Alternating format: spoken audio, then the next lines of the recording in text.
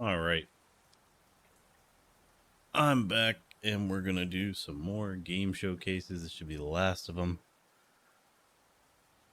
But we might need tomorrow too because they're so freaking long. I don't know why there's so many separate ones at this point though. Like, it used to just be like the big 3 every year, maybe 5. They were just, 4-hour shows. But now it's like, oh my god, everyone's just doing their own thing.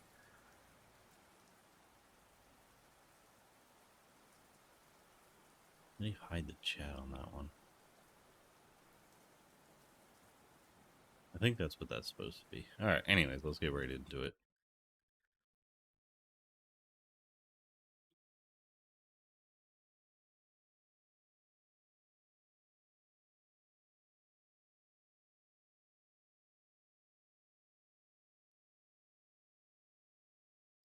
This one is the Future Game Show.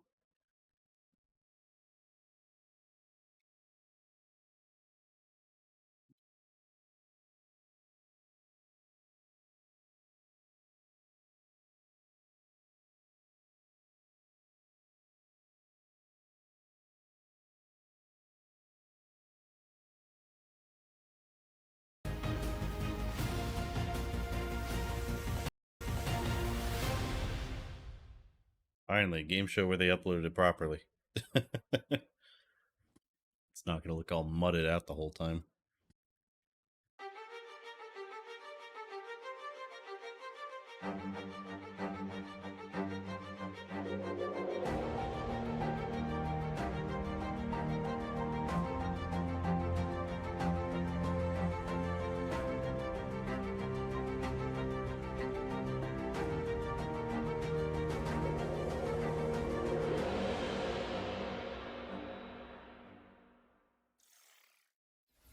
Hello, everybody, and welcome to the Future Game Show Summer Showcase. My name is Britt Barron, and I play Tifa Lockhart in the Final Fantasy VII Remake series. But for the next 90 minutes, the gloves are off.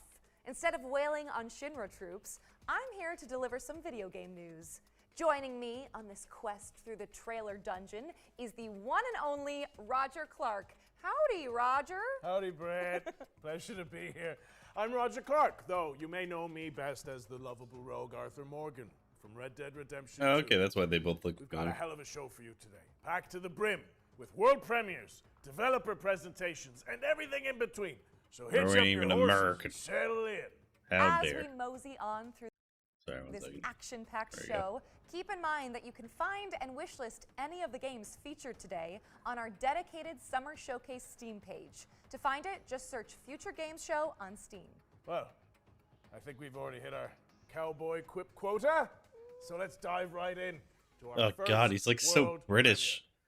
I hate it. Our boy. What did they do to our boy?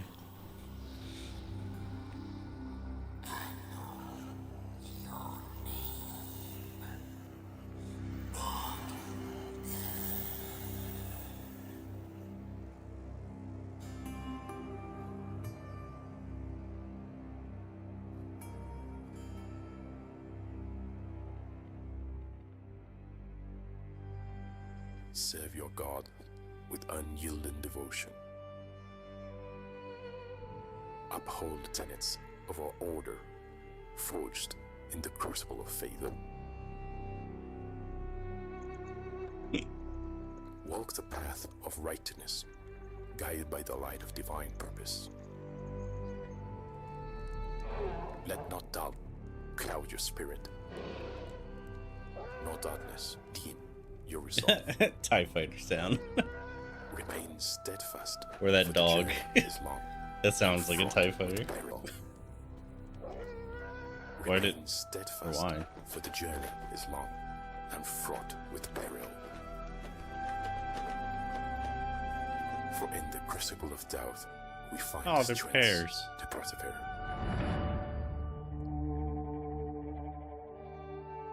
Let faith be your shield, and righteousness your sword. Do not be afraid, for he is by your side, lighting your path through the darkness. Oh, is that like another player or something? No. Okay. I thought it was like some of those games like this, side scrollers, where you can see other players in the distance doing their move through the world at the same time. That was your first look at Bogdan's Cross, a grisly action-adventure game coming to Steam and the Epic Game Store. Be sure to add it to your wish lists. Next, we've got a gameplay trailer for First Dwarf, a third-person action RPG where you build and defend bases on a crumbling fantasy planet. Every day in Driftlands feels like your first.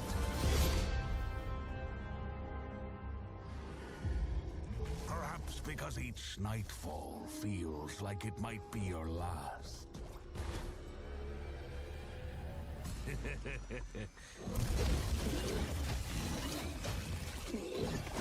One thing remains constant. Nothing beats the thrill of excitement a new sunrise brings. Kind of reminds me of that, was it Black Mirror that had the farmers inside the dome with robots like that? To venture out and explore the uncharted.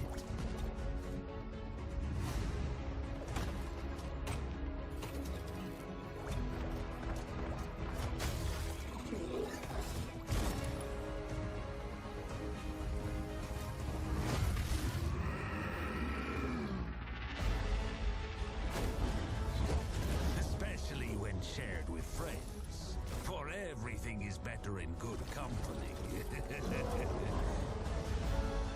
Yet, true purpose is found in having a place you can call home. A place to nurture and care for. Even when you believe your task is complete, there's always another island to chase. Another place that'll make it all feel like it's the first time. It's cool. Doesn't exactly seem like my bag, though. I am a first dwarf. Reminds me of They Are Millions. I suppose that's something that comes with the job title, right? I feel like we can go up a little bit in the volume. First Dwarf is launching in early access on the 20th of June. But if you can't wait till then, the developers just dropped a demo on Steam, so you can jump in right after the show. Now it's time to dive into the rain-slick world of Nobody Wants to Die, a cyberpunk detective thriller powered by Unreal Engine 5. Remember when 1080p used to be good enough on YouTube? And then in the past couple of years, it isn't at all. Hi, my name is Michał Everything looks from like Critical this. Hit Games, and I'm the studio's community It's all manager. blurred out And we are and shit. located in the beautiful medieval city of Wrocław in Poland. Right now, we are working on Nobody Wants to Die. It's Don't know a what this is, single-player but I want it. interactive noir story set in a dystopian New York City. Hell It's yeah. inspired by neo-noir films, black and white detective movies, Art Deco stylings, but set hundreds of years into the future. You will discover the world of New York in the I'm year down. 2329, where immortality comes at a price that someone has to pay. That's fine. Fuck them. Choosing the perfect music I'ma and live composer forever. for this game was so important. It allows players to feel truly immersed in this world we have built. We're honored to be able to work with Mikołaj Stroiński to create an incredible soundtrack for Nobody Wants to Die. Our small team of 20 has been working hard on this game for the last 4 years, and our aim from the start was to deliver a great narrative and a graphical experience for players in our dystopian world. The music helps us to shape the emotion we want players to feel in each moment, setting the rhythm and atmosphere for New York 2329. Its melodic and moody theme beautifully encapsulates the noir essence of the game, setting the stage for an immersive experience like no other. We're so pleased that 2 million of you watched our reveal trailer that we released a few months ago, and today we're excited for you to get a glimpse into some of Nobody Wants to Die's core settings, including Detective James Carr's apartment. What you're looking at here are exclusive in-game shots captured from our PC build. This is our vision of the future. You will experience the story of Nobody The Wants to blurry Die shit from over a there. first-person perspective, through the eyes of Detective James Carr. Through our narrative, we wanted to explore the dangers of transhumanism and immortality. In a society where death is a Ain't no distant such thing. memory, the lines of right and wrong start to get a bit blurry. Yeah, there's We're nothing planning wrong with to release Nobody transhumanism. Wants to Die later this year on Xbox Series XS, PlayStation 5, and PC on Steam. Thanks for watching, and enjoy the rest of the show. Kind of reminds me of BioShock in a way. Well, I want that. Nobody Wants to Die is coming later this year. What's next, Britt? God, I wish he would talk like Arthur the whole Britt! time, because it's some bullshit. Britt! He sounds like almost American, almost British in the worst way. I'm just gonna head backstage and see what's going on here. Welcome to the world of Detective Dotson, Roger. It's an adventure game set in India where you use disguise and parkour to track down your father's killer. Sounds great. One question: how do we get back to our human bodies? I'm not sure, but watching this new trailer can't hurt, right? She didn't do finger guns. 3 out of 10.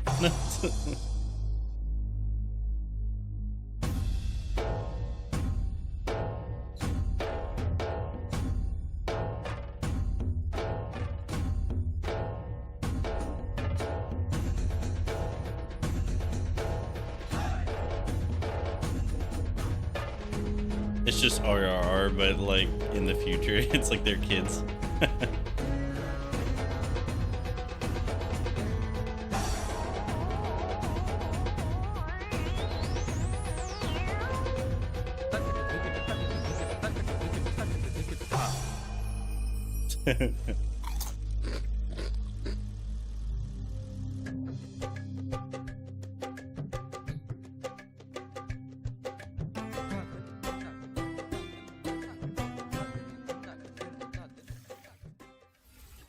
Detective Dotson is coming to PC in 2024, and the developers just launched a demo for the game on Steam, so you can dive in after the show.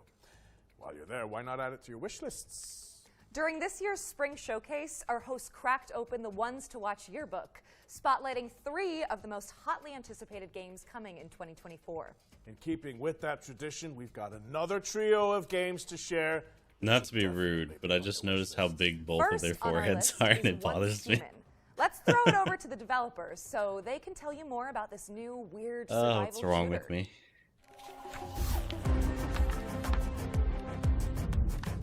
Once Human looks really good, though.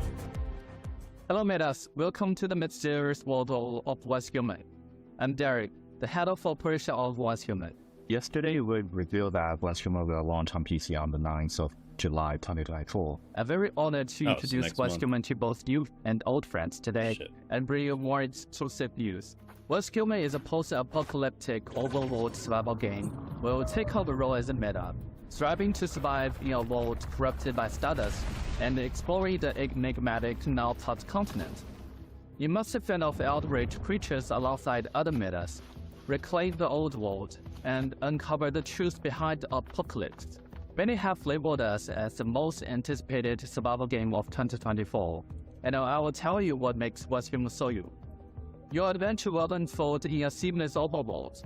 Your adventure through treacherous mountains, sandy beaches, foggy swamps, wild plains, rushing waterfalls, dark caverns, and mysterious underwater and frigid tundras.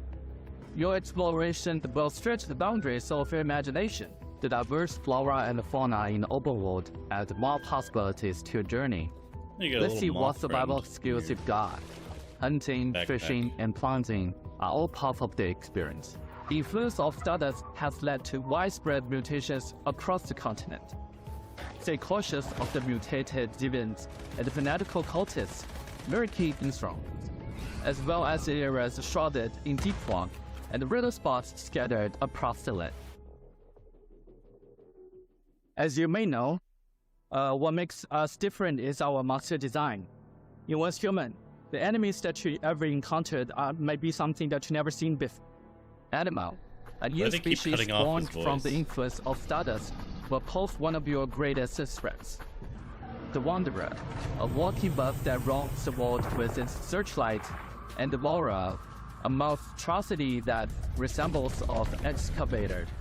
are just a few to I feel like watch the out. bus monster is a In the cool future, guy. you will encounter even more cryptic would creatures be your in the friend. skies above and the oceans below. Don't forget about the rift entities. Some of them are packing giant Gatling guns, some look like massive trees, and others might even haunt your dreams. Bad luck, Metas. Did I mention that Westhuman might be one of the most diverse open world survival game out there? You must eliminate threats in strongholds and dungeons for materials to craft your custom equipment. Plus, you can capture divisions from all over the world and use their special abilities to help you out. Rex is your chef, Nutcracker handles security, and the Canaan Skull is a bodyguard. You can build your settlement anywhere in the open world, or even create a mobile hall. With over 4,000 metas in a server, That's watch cool. out for ambushes and looting. Remember to forge alliance with others to build settlements and get in on 12 vs 12 compressible round. And that's not all. Westhuman is committed to providing unique and constantly updated content for players all over the world. We also aim to cater different players' preferences. We've got themed seasons and all kinds of challenges rolling out soon. These include PvE world bosses and PvP content that encourages you to All pillage right, it helps and if you hit plunder. the target. But wait, Once there's more. again. We're also adding survival challenges where meta must compete for extremely scarce resources. The creativity of Westhuman doesn't stop there. You can unleash your imagination by building island, a truly unique internal land. Feel free to customize the island to your liking and even change the objective of the season. We create the world, and you bring it to life. Westhuman for PC is coming your way on the 9th of July 2024. Yeah, So they don't keep forget to add cutting it to your him Steam short wishlist. and On jamming the it in 10th there. of June, we'll kick off the final round of open beta of Steam. Don't miss out the exclusive cosmetics on the first day. Free downloads are now available, and was you that won't 2 want days to ago? miss the opportunity. Get ready to delve into the unknown. See you on the other side, Metas. Yeah, I've been waiting for that game for like 2-3 years, and I don't even like launches survival on games July that much. 10th, but you can play the Steam demo when it drops on June 10th next week. And if you enjoyed that section, watch out for 2 more ones to watch deep dives later in the show. We've got another world premiere. It's like for you he's now. trying It's to a hit co-op the- game where you have to synchronize your movements to succeed. Arthur, Let's but see trying it. not to at the same time. Whoa, nice work. Like he can't help it. Oh, here you are. Hello. We're off on a magical adventure. No, I've got a purple X. I have the purple X. I guess if you hit that. Oh yeah, I press. Okay, can you move it across? Okay, and now send it all the way. Hey. Okay, I'll jump. That opens a panel for me above the door. Okay, what does it say, please? We'll figure it out. And bear in mind, if I get this wrong, it's just everything the other way around, okay? Okay, I'll remember that. Yeah. Nice. I will think hit that. Whoa. Oh, It moved. Oh, very nice. I wish you'd stop doing it. I'll let you through there and you can have an explore. Oh, see ya. Wait, no, just explore. Cool. Not quite my bag though. Insane If it ain't Portal, I don't want it. is coming soon. So stick it on your wish lists. Now, correct me if I'm wrong, Britt, but it looks like we're going back to back with world premieres. I think you might be right. We've fished another one out for you guys. And if you ask me, it's, whoa, kind of a prize catch. Wow. See what I did there? Disgusting. Yeah. I'm hilarious. Oh god.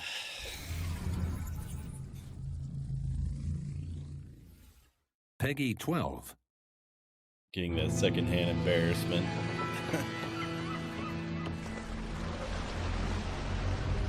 Oh, that's cool. I was gonna say, hopefully make it to the rig first.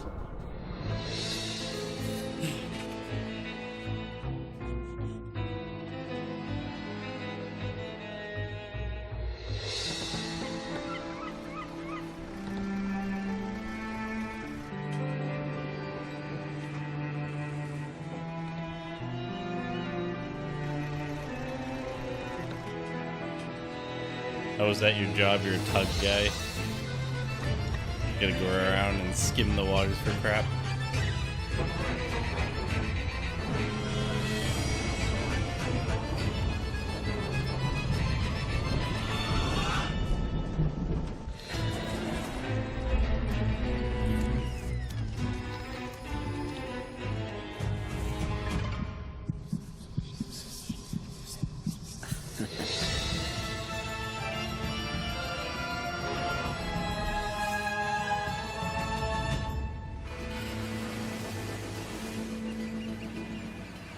Huh.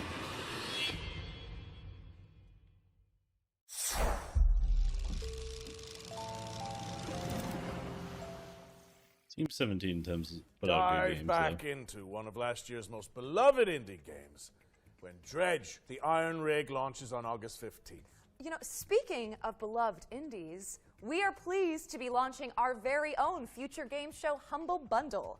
It features a curated selection of games that have appeared in our shows over the years. So, if you like what you see, head to the URL and name your price, and by doing so, you'll be supporting the developers and Humble's chosen charities. Back to the trailers now. In this next section, we're spotlighting 7 games to keep on your radar.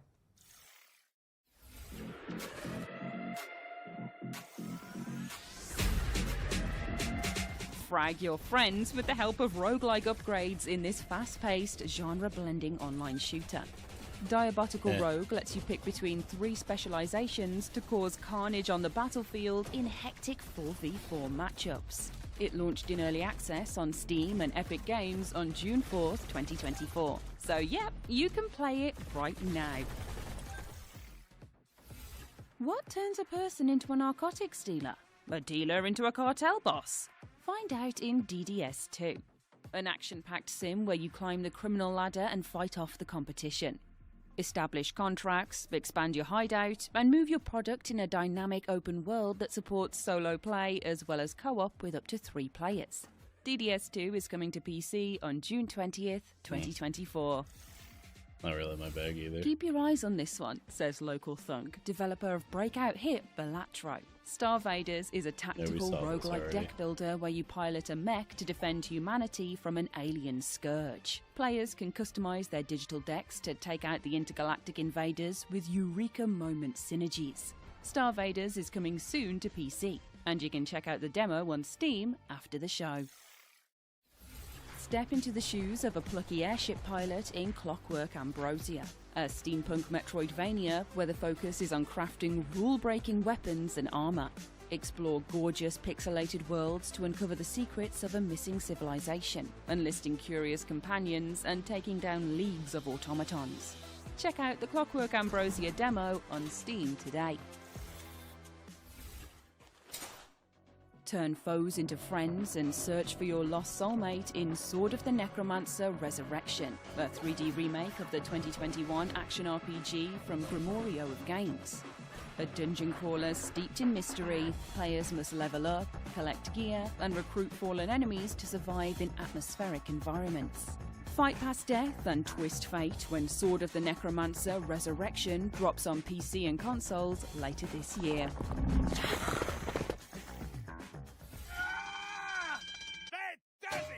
Anton Blast is an explosive action platformer inspired by the GBA greats. Race, bounce, and slide your way through surreal, destructible environments, wielding a mighty hammer to bash goons and topple the game's eclectic bosses. Anton Blast is dashing onto Nintendo Switch and PC this November 12th, but there's a dynamite demo available right now on Steam. So far, most of these Find your new been home like, on the galaxy's edge in Farlands, an intergalactic farming sim with a cozy pixel aesthetic. Chop weeds and build a community as you chart the stars for resources to save your local star system from destruction. Farlands is launching in early access on July 24th, but there's a demo out today on Steam, so you can dive in right after the show. 3 hits and you're out. Step into the ring in Big Boy Boxing, a slapstick boss rush adventure inspired by the Punch-Out series. Quirky opponents are brought to life by fluid animations as you bob, weave and jab your way through the clobbering ranks, learning attack patterns and upgrading your skills to succeed. Big Boy Boxing is coming soon, so make sure it's on your wish lists. Remember, you can find all of today's games on our dedicated Future Games Show Steam page. Search for Future Games Show on Steam, and you can start digging into the demos and fleshing out your wish lists. Special delivery! Our friends at Billy Goat Entertainment have sent us a new trailer for Parcel Core, the studio's extreme sports courier Rose's simulator. legs are ridiculous. Let's take a look.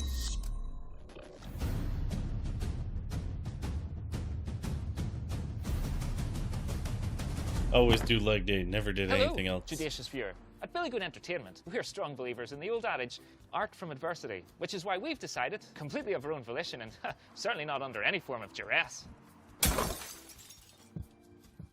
to commit to delivering our new video game, Parcel Core. This September 3rd. That's right, on September 3rd. You'll have the opportunity to assume your role in the gig economy, ensuring your board of directors can collect their annual dividends. You'll have to placate a colourful cast of business operators, from florists to medical professionals to leaven fried dough vendors to themed beverage sellers to more themed beverage sellers, enabling you to avoid defaulting on your debts for another month. So, please help us by wishlisting Parcel Core today. And remember, you'll find us in the streets on September 3rd, 2024.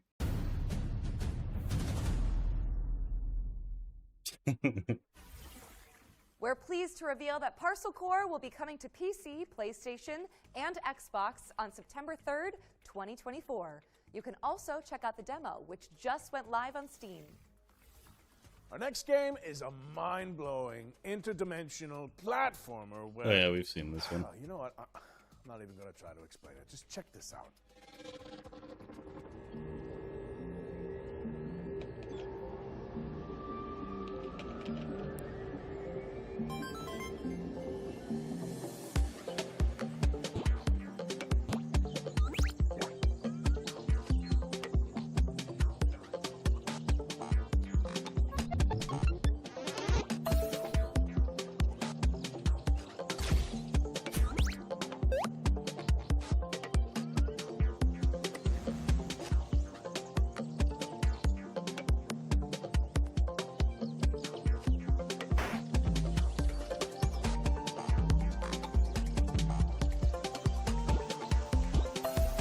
It just looks like my whole childhood, really. Me with like a little Game Boy while I walk around. Avoid, you know, falling off of things or getting hit by traffic very easily.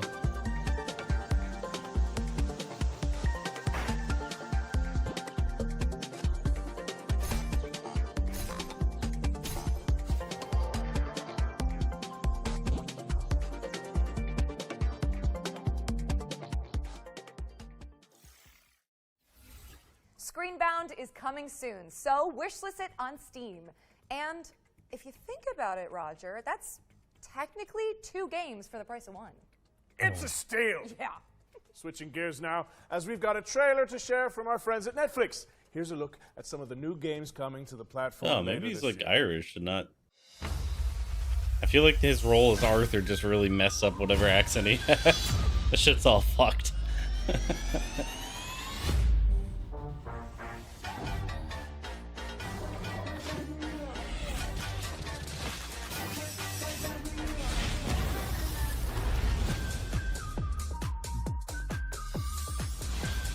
You get to play as a hobbit or something?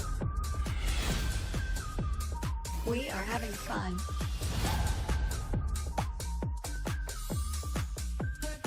Gross. Resisting temptation will be hard for you.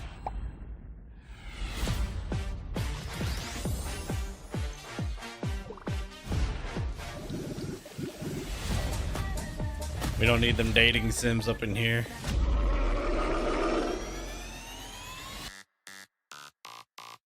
Oh yeah, those are the Netflix games.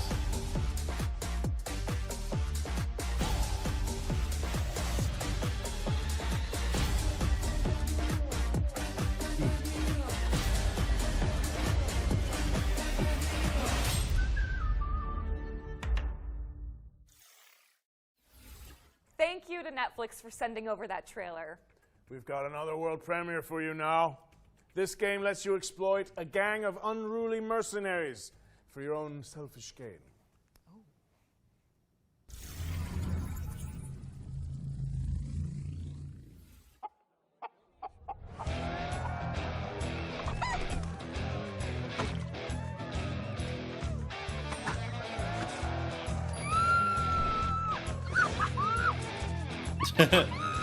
Time to dazzle these idiots.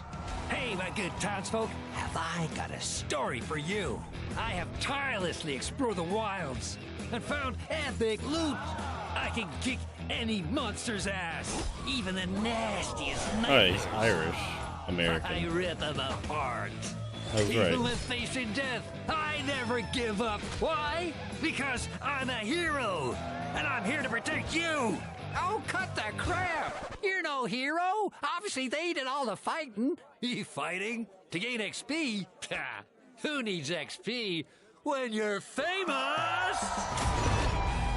Happy bastards! I'd play it. I don't even know what it's about. Yeah, our big thing is finding gameplay, but fuck, I'll take a leap of faith on that one. Do your dirty work in Happy Bastards, which is coming soon. What's next, Britt? We're checking in with the Relic First Guardian, an apocalyptic Souls-like from Project Cloud Games.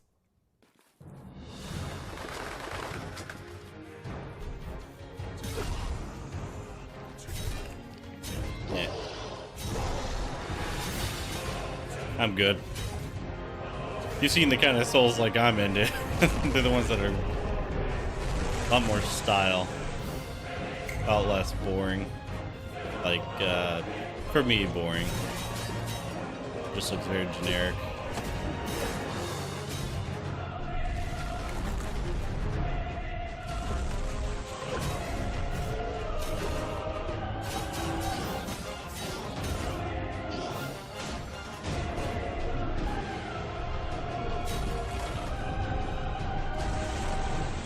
Cool, the environment's destructible though, somewhat.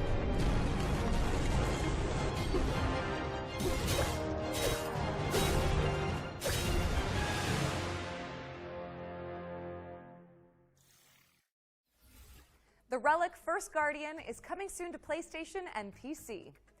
What have you got for us all the way over there, Roger? Well, it's a nice problem to have, but we simply have too many games to show you. So we're going to throw it out to a series of back-to-back trailers and check in with you guys in a little bit. Works for me. Shall Weird we, that they go keep grab a doing drink? That would not be disagreeable. I hear you make a really good Cosmo Canyon. Oh, I'd love to whip one up for you. Yes, please.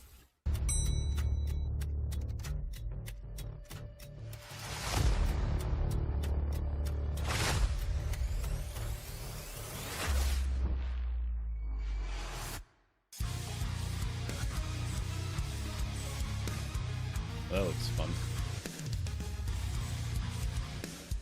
Just you and your trusty stapler.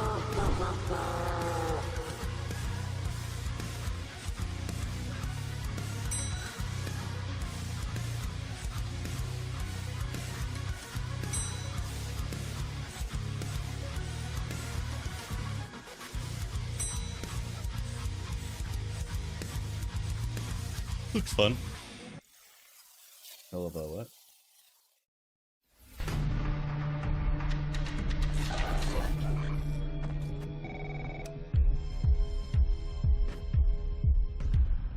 I've seen so many games like this, and it's just so not my speed. Like, they don't look crazy hard or anything, but they just... Ooh, aliens. Yeah, we played a couple on stream, like, in 2018 or so, and that's when I kind of decided, no more of these. Where they're like murder mysteries or whatever they are, where you go over the evidence and all that crap. There's not really gameplay.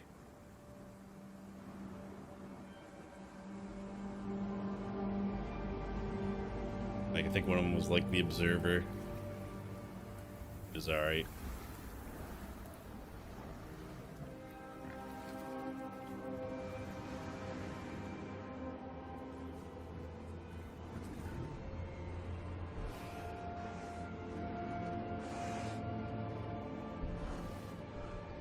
Almost thought it was Mass Effect for a second there.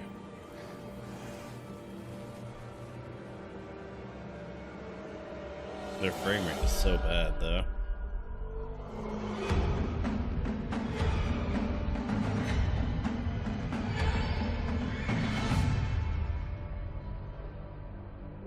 Oh, okay, so Deliver Us Mars and all them. So the funny thing is that his name actually was Lenny, so he thought everyone was screaming about him, going, Lenny! Okay. Oh, welcome back. Hi, did you enjoy those trailers? Good, because there's more where that came from. Let's get back into it with a new trailer for The Precinct.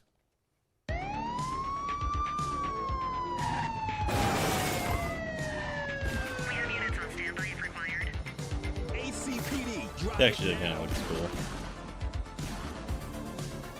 80s action cop. My advice, keep your head down. Don't piss off the chief. Stick to your beat, and maybe, just maybe, you'll get to retirement in one piece like me. You, stop there. Point got him in handcuffs, dispatch. 10-4, aerial unit inbound. Central, be advised, suspect missed the spikes. Central to all units, bank robbery in progress. It even has the music like the 80s. That's great. You know what? I would play that.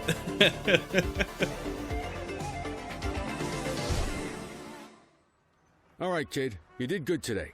I'll see you in the morning. That was The Precinct, which is coming to PC, PlayStation, and Xbox on August 15th, 2024. If you like to try before you buy, then good news. Every game in this next section has a demo attached that you can play after the show. Days are coming! Any of you dimwits still breathing? I think I saw something for this a while back. He'll feel that in his ganglion. Oh, maybe not. First up is Motor Dude, There was a gnarly BMX road. There was one that was supposed to be Tony like Hawk's Pro dueling. Skater with Vampire Survivors. Yeah. Next up is Angeline Era, a non-linear adventure game where you dodge traps and bump slash enemies to save an ancient world. Here's 10 Dead Doves, a psychological horror game where you seek out an urban legend in the Appalachian wilderness. Hey, you said it right. Finally. Servonuts is next, a couch co-op party game where you wield wobbly pipes to manage the galaxy's most chaotic gas station. Design the future in Dystopica, a cozy cyberpunk city builder where you can create the metropolis of your dreams. Next in line is Gun Touchables, a co-op roguelite where teams of preppers repel an evolving mutant invasion. And this is Wild Bastard. Did you know the word is Roguelite roguelike? roguelike Right? shooter where you manage a crew of intergalactic Oh, outlaws. so this is that game. Yeah, where you go around Last shooting but not each other and least, shit. This is Metal Suits, a run-and-gun space shooter starring a cyborg veteran out for revenge. Head to the Future Games Show Steam page I to want to find see all whatever those that one demos was. and everything else featured Kinda in looks like today's Worms. show.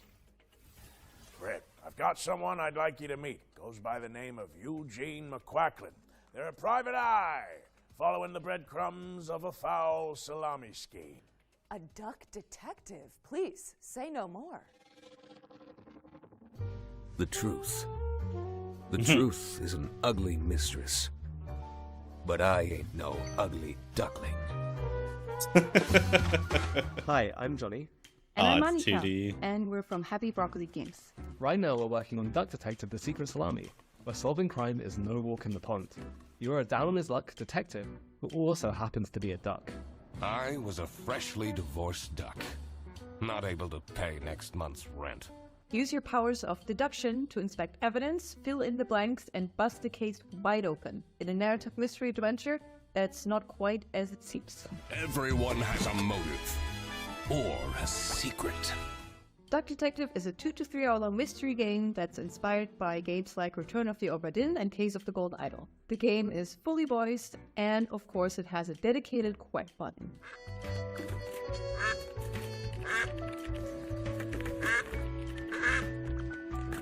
Today, we're really excited to share with you that Duck Detective is coming to mobile later this year. Now, you can already play Duck Detective on Steam and Switch. Thanks for watching, and we hope you enjoy the rest of the show. I'm a different duck now. I haven't had a slice of bread in weeks. Duck Detective, the Secret Salami. Duck Detective, The Secret Salami, is out now on PC and Nintendo Switch, with mobile ports coming later this year. This next trailer is for the RPG fans out there. Sacrifier is inspired by the 90s classics and features a soundtrack composed by Motoi Sakuraba. Few are worthy of the title you are about to receive. The bishops are more than soldiers. They are guardians.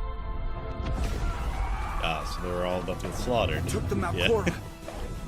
Enough! And they got guns for reasons in a magical world. Ezekiel, the dome is under attack.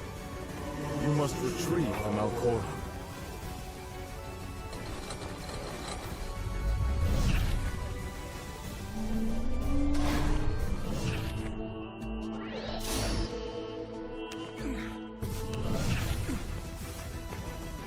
Statues coming to life. Am I dreaming?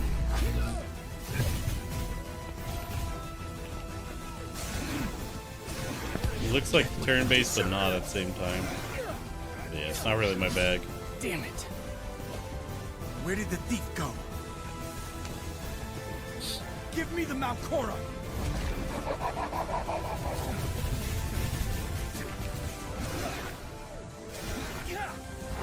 No!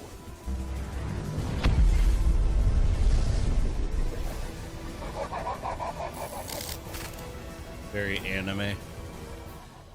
Much wings that don't make sense. It's German.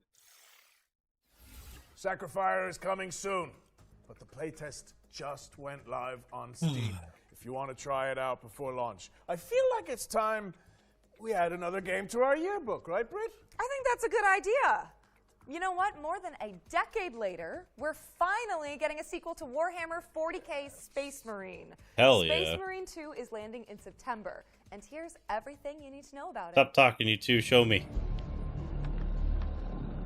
Give me the goodness. Most likely to get you covered in alien guts. Will survive our wrath.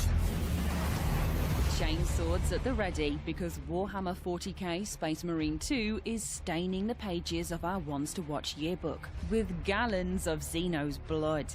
Space Marine 2 is the hotly anticipated follow-up to Relic Entertainment's 2011 third-person shooter. Helmed by Saber yeah. Interactive this time around, Space Marine 2 promises even more guts and glory for up to 3 players across its galactic co-op campaign. You are dropped into the clanking, capable boots of Lieutenant Demetrian Titus, voiced by Clive Standen of Vikings fame. Delta Wing, report. The spores collapsed the bridge. Wait, so he got promoted, but he's still a lieutenant? Assault position by the bridge. Let What? us show them some of Ultima's hospitality. Not sure. Come forth. Maybe I missed a part of the rank there. Titus is I'm a just so true excited. Space Marine, It looks so the good. Emperor's personal angel of death, a stoic ultramarine with a penchant for defending the Imperium. Though at the start of the game, he's dealing with the aftermath of a suspicious demotion and an even more pressing existential Oh, okay, matter, so I was right. the Yeah, you got Tyranid demoted like a scourge son of a threatening fuck. mankind. Space Marine 2 will transport players to the front lines of the Fourth Tyrannic War, with hundreds of creatures coating the screen as you trudge through the biomes of perilous planets. From Tyranid warriors, Hormagaunts, gargoyles, and quite likely much larger foes, You'll be overwhelmed in short order if you and your team don't keep your wits about you. I wonder if it's going to be co-op. The grisly combat blends over-the-shoulder shooting with a deep melee brawling system, allowing you to parry, dodge, Nice. pull off brutal combos, and execute your enemies to top up armor supplies. You will pay, you rotten corpses!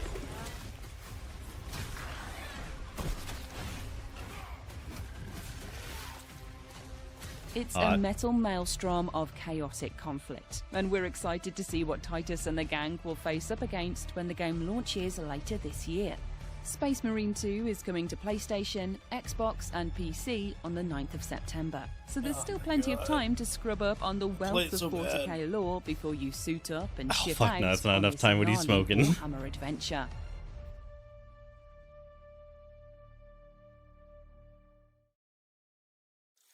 September 9th. Oh, Warhammer 40k Space Marine 2 is coming to PC, PlayStation, and Xbox on September 9th, 2024.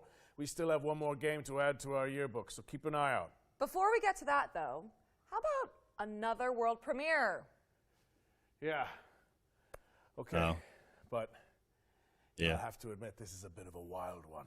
I think it needs a Wrangler's touch. Just Was it again? give me a second.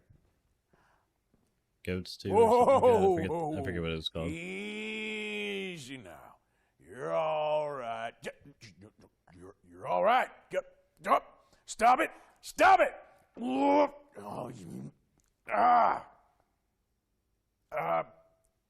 just 1 second. Peggy 12.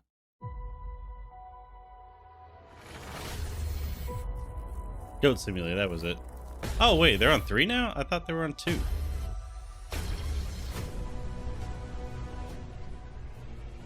Looks like Fortnite.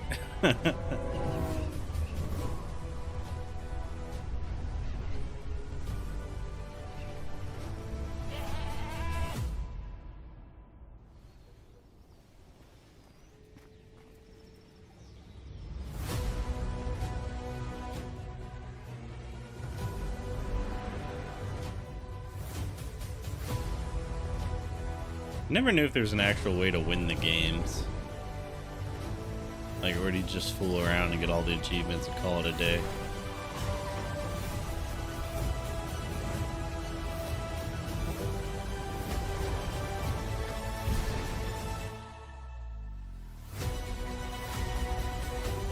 Is that Thanos?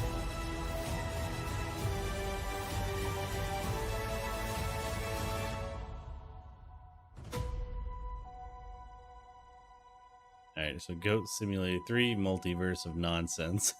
That's pretty good.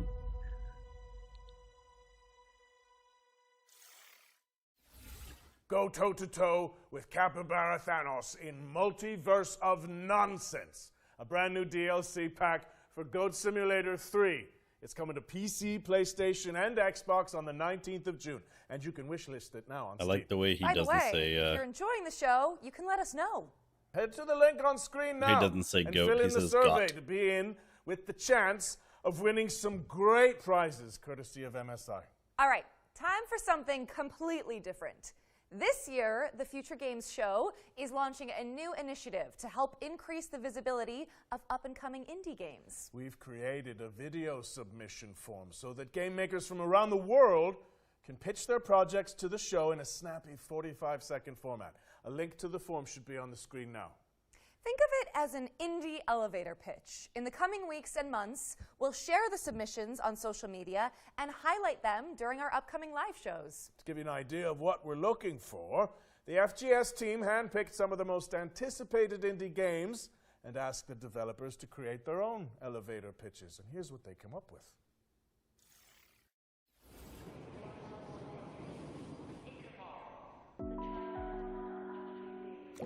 Welcome to the world of Schim. My name is Ewout, I'm one of the developers of the game, and I'm responsible for the programming and art.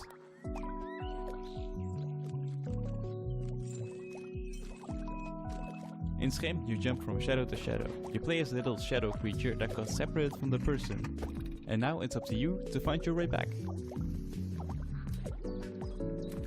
Along the way, you will also help other Schim that have lost their objects. We will release on PlayStation 4, 5, Xbox, Nintendo Switch and Steam. Get ready to hop around on July 18th. Hi, I'm Kurt Olson, the creator of the upcoming stealth comedy game, World's Worst Handyman. I'm also a father of 3 with a full-time day job. 5 years ago, I taught myself to code and make games in my spare time. Later, I founded Baby Lumberjack Studio. World's Worst Handyman combines my love for stealth horror games with the charm of Nintendo games. It's a thrilling stealth comedy game for all ages. You play as Doug, an unskilled handyman trying to save his local animal shelter from bankruptcy. Find tools, complete tasks, avoid angry residents, and earn enough money to save the shelter. World's Worst Handyman releases this September. Play the free demo and wishlist the game on Steam to support our small team. Thanks. Judoro is a stop-motion action-adventure game set in a mystical historic Scotland. We are a dedicated and passionate two-man team making a truly independent game without compromise. Yikes. What the fuck? In Judoro, you will explore a world full of eccentric stories and handcrafted NPCs. You will overcome challenges with Judoro's combat and possession mechanics. Our favourite part is perhaps the varied and sometimes grotesque bosses the game is replete with. Judoro is coming out this autumn on Steam. Please wishlist and help spread the word. Thank you. Hey, Future Game Show. Those guys over there are Heavy Lunch Studio, and they've known each other for, 100 years. And in an act of hubris and self-delusion, they decided to make their first video game, Hermit and Pig. It's an adventure RPG about a reclusive old man and his truffle-hunting pig. These two unlikely heroes get drawn into a dangerous conspiracy involving evil corporations, unusually violent animals, hungry townspeople, cultist weirdos, and a giant mythical mushroom. You'll have to dig deep and ask yourself important questions like, can I master the self-defense techniques necessary to survive? Can I overcome my social anxiety to become a hero? And should I really eat every mushroom I find? You can find these answers and more in Hermit and Pig. The demo is available on Steam now. Thank you to the talented developers who helped us launch this brand new section. Make sure you wishlist Judero, Hermit and Pig, World's Worst Handyman, and Skim on Steam. And if you're a game maker who wants to participate in the indie elevator pitch, you can find out more using the link on screen right now. Show us what you got. Back to our regular programming now, which in this case means another world premiere. This one's a stealth strategy adventure game set in an oppressive cityscape.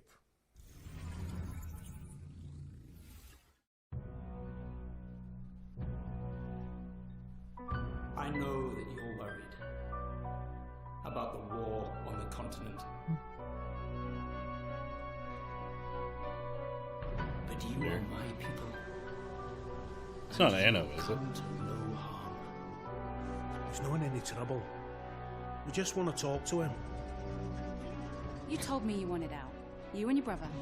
You said you're done with this. It's too dangerous, not what you wanted. Find her.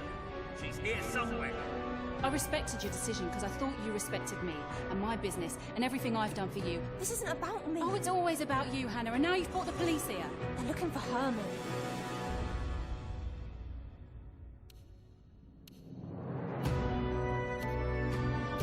Look, I've no idea what he's done. I don't care. I've just got to find him before they do.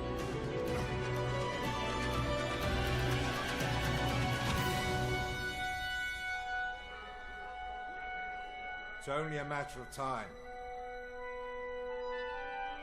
You've set things in motion you don't understand, Hannah.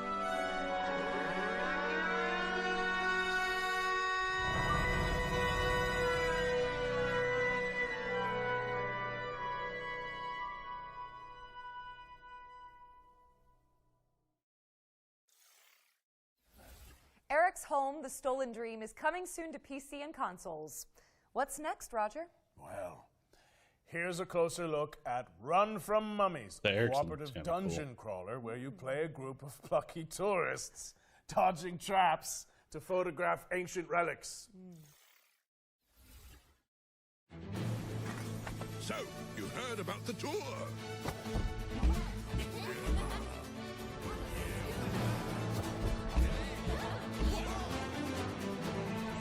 Want to be the camera guy.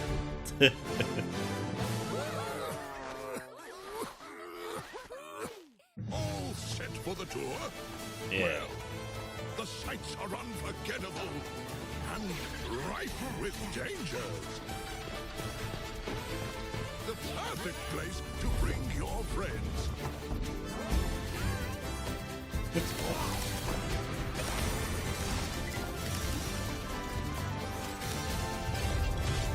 So take plenty of pictures. So you take pictures and stuff to fight and hit? Find souvenirs. Souvenirs. AKA become the British Museum.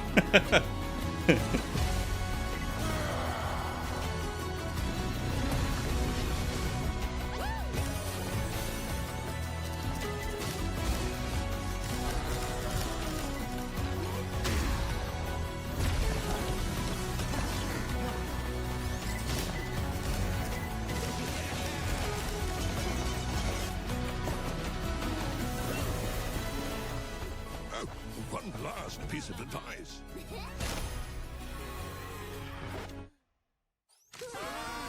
Run from mummies! It looks kind of funny, but I don't think I would play it. Yes, buy it. Especially not But alone. Is this recording still up? Run from Mummies is coming to PC and PS5 in fall 2024, and you can play the demo on Steam after the show. Up next, we've got a Souls-like side-scroller set in a dark fantasy world. Here's the latest update on Mandragora. Oh, okay. This game looked interesting a while back. Take me forward, no matter the danger.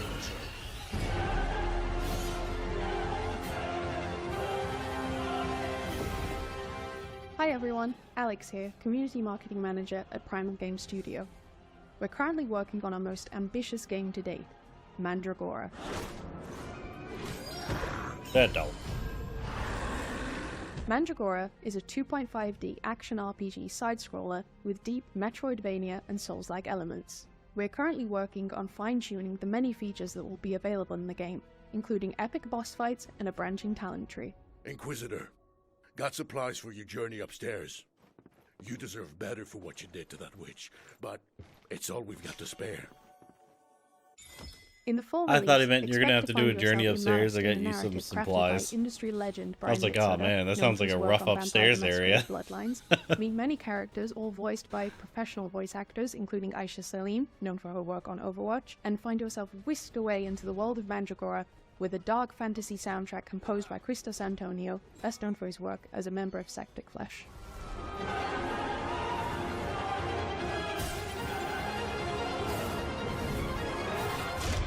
2024 is going to be a big year for us as we work towards releasing later this year alongside our new publishing partner, Knight's Peak.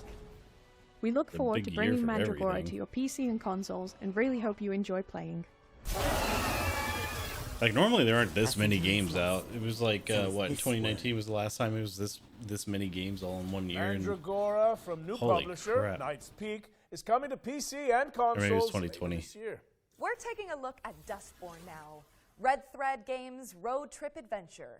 Here's the latest trailer. They've got their lights on. They're after So- us. Oh no, shit. just Oh shit. pull over slightly. Calm down. Take Yeah, a they deep will. breath, Sai. Let's pull over. We can handle the police. Pax, maybe put the cargo in a safe place? Handle the police how exactly? You know what cops do to people like us. Just get out of their way. Sai, please. Act like you're not the one they're Says chasing. the woman who never listens to anyone. A trooper has just joined the company. Let's gear up and get to work. Shane Moore, thank you for that follow. Welcome to the home of the We're mobile so infantry trooper. Now you're one of us. Stop the car. We'll handle the cops. Roll down your window. What? The window, window. Oh, wait.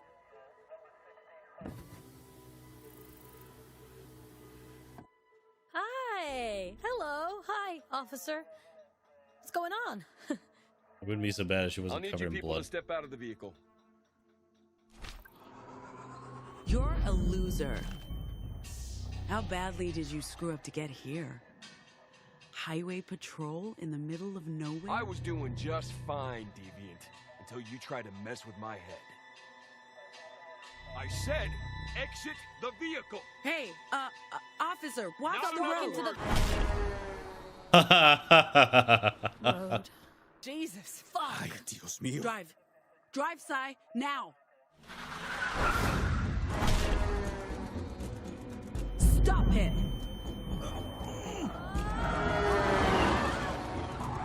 That was fucked up. I wonder if he had time to call us in before... Bam. Dustborn is coming to PC, PlayStation, and Xbox All right, I'd play on that. August 20th, 2024. All right, Oh, my finger. wish lists at the ready, folks, because we've got a sweep of exciting trailers coming up next.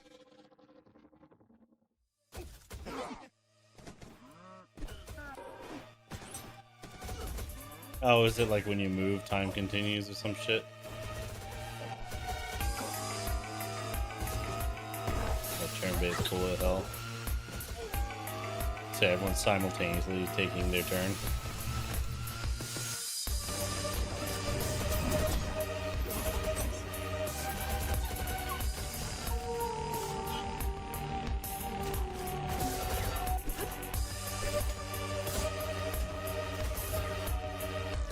So it's kind of like a different super hot. You know, I wouldn't. I'm not really a fan of bullet hells these days. Shit gets stressful.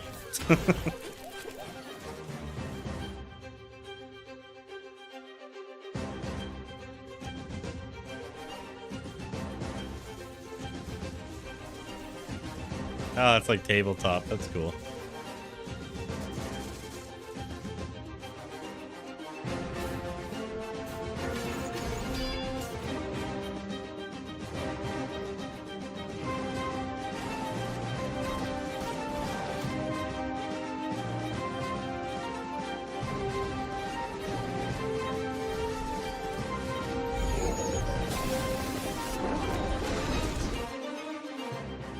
Toy tactics, alright.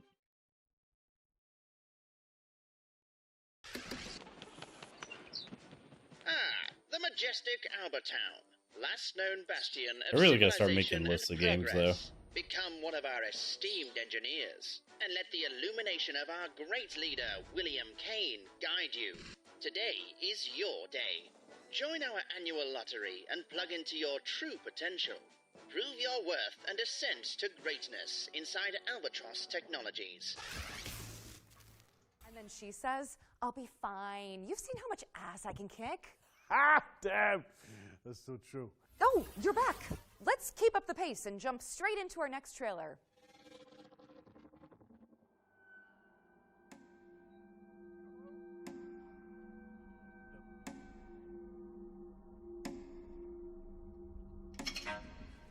Did you notice that rope tied around his neck? No? Maybe around Halloween time. Never mind.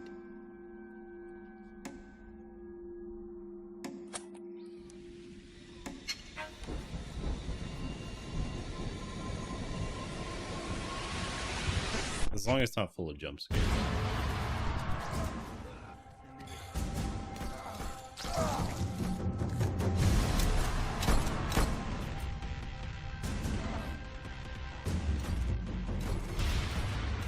Dude, aim. Didn't want to do it. Why are you so But bad? he made me do it. You shouldn't be here. Yeah, so Imada is a suburban survival horror game from Summer, Deadbolt so Interactive. next 3 it's months coming or to so. PC and consoles in 2024. Our next game takes influence from Hotline Miami and fuses Japanese mythology with contemporary hip-hop. Feast your eyes on Sonokuni.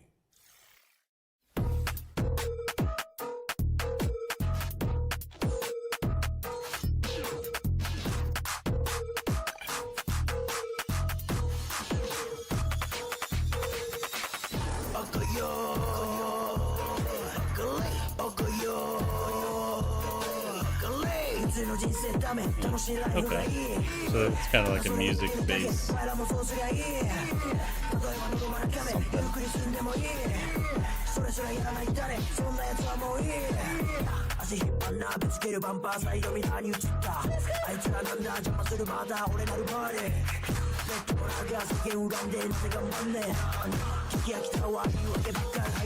just feel like you're being a Jedi, but with different things going on.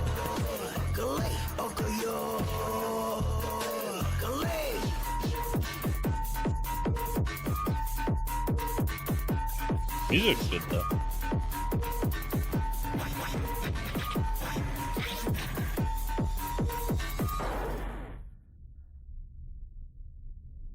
I don't think I would play it though. Like I said, bullet hells aren't my bag these days. Got better shit to do with my time. Sono Kuni is a top-down get action stressed. game from the Don Yasa crew, a hip-hop group from Japan that decided to make their own indie game. It's coming soon to PC, but for now, you can wishlist it on Steam. Eternal Strands is up next, an action game where you use magic, weapons, and climbing skills to take down enormous monsters. Here's the latest trailer.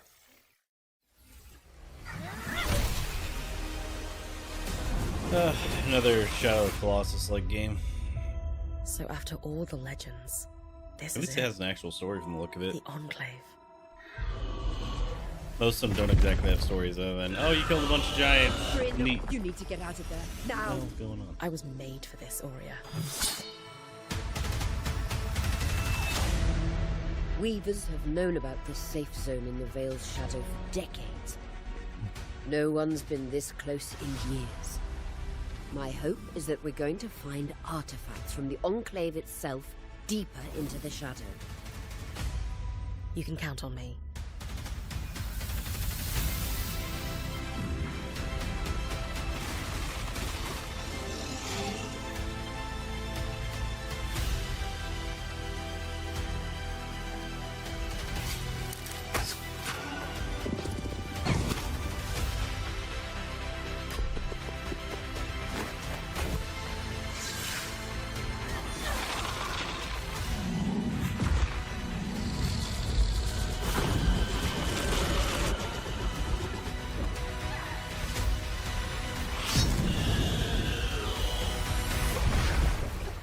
This place holds mysteries beyond our wildest dreams. It's time to uncover them.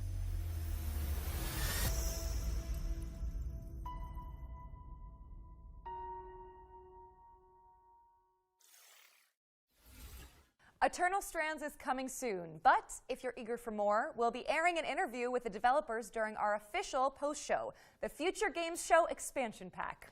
The expansion pack airs directly after the summer showcase, so stick around for a closer look at today's games and some extra world premieres. See, is that why it's For so this long? next section, the FGS team handpicked Yeah, I some of think the so. most exciting Unreal Engine 5 projects to provide an eye-popping glimpse into the future. Let's check it out.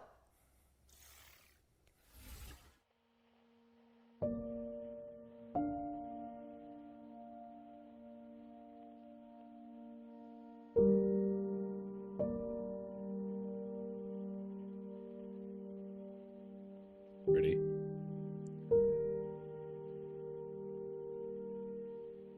Oh, so Lelouch is a real name.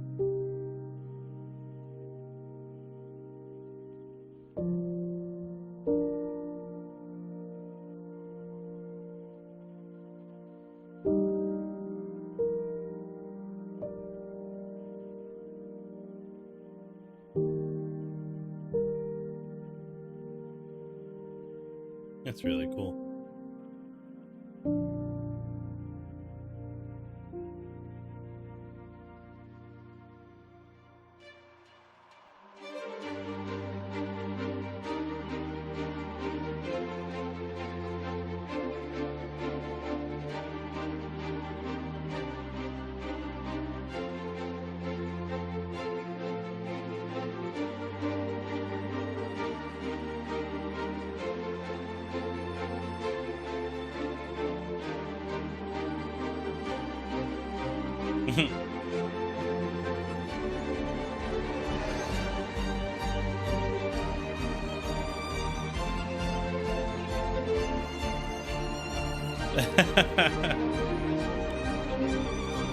Not enough Muppets in games.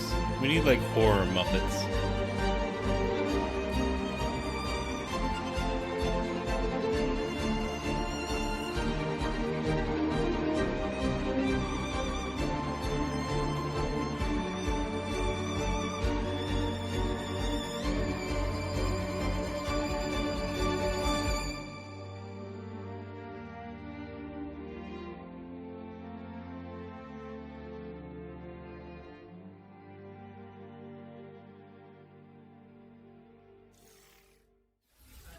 Thank you to the developers who participated in our Unreal Engine 5 showcase. Be sure to follow them on social media to keep up with these projects as they evolve. Yeah, super Now, interesting. As we all know, the only good bug is a dead bug. And there's Hell yeah. plenty of virtual pest control going on this year. This extermination? How about some more? Hell yeah, it is. Next, we have a juicy update on Starship Troopers Extermination. Hi, I'm break Peter out the Maurice. helmet I'm the for it. project lead for Starship Troopers Extermination. I'm here to tell you a little bit about the exciting new update coming to the game called Carnage on Planet X11. The Carnage system itself is basically persistent bug bodies everywhere in the world. They don't go away. We're bringing the movie into the video game. Yeah, and then they can climb on each top of the other. bug piles to get the best vantage point over the bugs. It's a system that we've developed in-house from the ground up. Yeah, I was gonna say they It's were working really on it all in the beginning, about bringing Carnage but there's and too much the war glitches. to the bugs and being able to show the persistent damage throughout the world. I'm so excited to share it with the community. Planet X11 is deep within the Tibannus system in the Arachnid Quarantine Zone. We're setting this planet within the rings of a gas giant. It's draped in mystery. We are going there to defend the T-Fang array. It's the most important listing post in the Federation, and it's crucial to Federation operations that we secure it. Planet X11 is our first attempt in Starship Troopers to combine indoor combat environments with outdoor combat environments. Planet Hell X11 yeah. offers us an opportunity to see what battling the bugs inside Federation buildings is really like. So kind of like Weak Point's something we've really been excited to finally bring into the game. the live, We've not added the live armor action to our movies, bugs. the And the weak point on the bugs is where you animated can movies. easily take down a bug if you know how to aim with the right weapon. Weak Points add in some more nuance and more depth into gunplay, and that's what Weak Points is allowing us It was to do. already there. That's why I was Working on two-tapping Starship everything. Troopers Extermination has been a dream come true for You just me. had to get good. It's something that I really enjoy coming and working on every day. Being able to bring those movie moments into a video game for the rest of the world to experience has been I think so they much fun. rebalanced my class, though, unfortunately.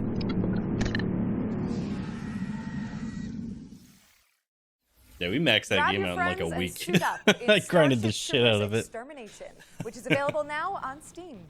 We're following up on that bombshell with our third and final yearbook edition. Let's throw it over to Supermassive Games and Behavior Interactive for a deep dive into the casting of Frank Stone.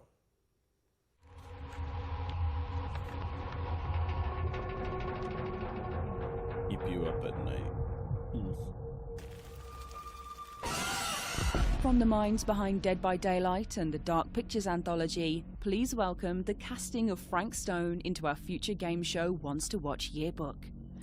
This single-player horror adventure lets you define your own story in the expanded world of the iconic action horror game Dead by Daylight. Players follow an ensemble of intrepid young filmmakers as they set out to film their own home movie at a murder site steeped in tragic history. Prepare to be posed with fate-changing choices, challenging puzzles, and death-defying QTEs as you guide the cast through eerie environments and shocking twists, dodging grisly deaths along the way. The Yeah, casting of I'd Frank be willing to Stone is play it. coming to PS5, Xbox Series S and X, and PC in 2024. And to give you a closer look at this exciting collaboration, let's throw it over to our friends at Behavior Interactive and Supermassive Games.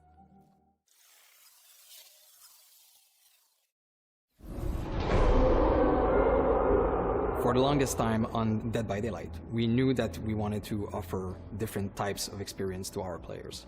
And a single player narrative experience is definitely one of them. And our fans have been requesting it quite a lot. So obviously, Supermassive Games, with their pedigree, their portfolio of game, is the perfect partner to deliver that fantastic horror experience. The casting of Frank Stone is a classic, supermassive, cinematic adventure game. Wait, I'm coming with you. It's an unashamed horror experience. It's a story that we've been thinking around for quite a long time, and it really fits the omniverse idea that underpins a lot of the Dead by Daylight lore, and so it kind of slipped together as a very natural fit. It all starts with our 1963 storyline, which is investigation of a missing child, which leads us into a very dark, quite grisly serial killer horror story. But as the story unfolds from there, things go in different directions, and we bring in a lot of different subgenres of horror. Think that belongs to the boy you're looking for? The main influences were always to try to be the mystic, something you could actually believe happens, something that you can understand, relate to. At the same time, part of it you don't understand, and it creates a mystery. We're always going back to the classic slasher horror movies and characters that we learn to love and hate at the same time. What? One thing we really latched onto quickly was the idea of how a piece of creative art could become a vehicle for horror. And in our case, that's a Super 8 film that's being made by a group of teenage characters on the site of an infamous serial killer's crimes. And that felt like a vehicle where we could bring in other influences of horror that we really like. Either of you heard of Murder Mill? Right at the start of the project, talking with Supermassive, we connected because we're passionate about horror, and we basically get our inspiration from the same sources. So it was great talking with them and seeing that a lot of the sources for inspiration they're using have been the same that we've been looking into at the genesis of Dead by Daylight. So in that sense, our fans and also new players that will experience this can see that both titles are from the same lineage. Yeah, see, that'd be more willing to play. Supermassive Dead by games Daylight that is still like haven't the stepped same into the game fog of over Dead and by over Daylight. and over here This is and going to over be again. a great first step. It's CSGO for modern people. And people who want to complain that people are trying to win. Don't at me. I played my time in Dead by Daylight. It was aight. The casting of Frank Stone is coming later this year. And with that, we've wrapped up our Ones to Watch yearbook for the Summer Showcase. Go team! It also means we're closing in on the end of the show. But that doesn't mean that we're done with the world premieres. Here's one more. Ooh. I hate the way he says premiere. I love treasure. It's nice to have someone else do the dirty work for you. And only that annoying mongoose always rules Okay. Kind of reminds me of Crash Bandicoot or something. You and your friends can't stop me. Ha ha ha ha ha ha.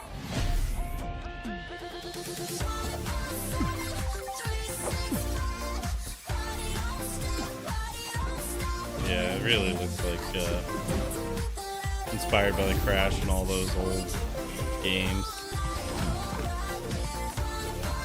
Yeah, I'm gonna turn that way down.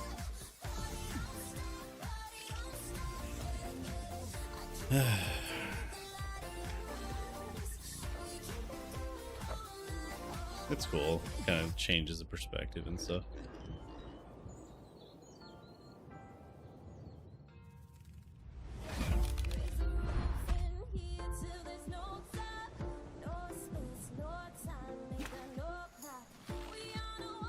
And honestly, it looks just like Crash Bandicoot, but with like they just changed the sister and brothers like species from bandicoots to what do you say, weasels or some shit? Not weasels, the other ones, mongooses.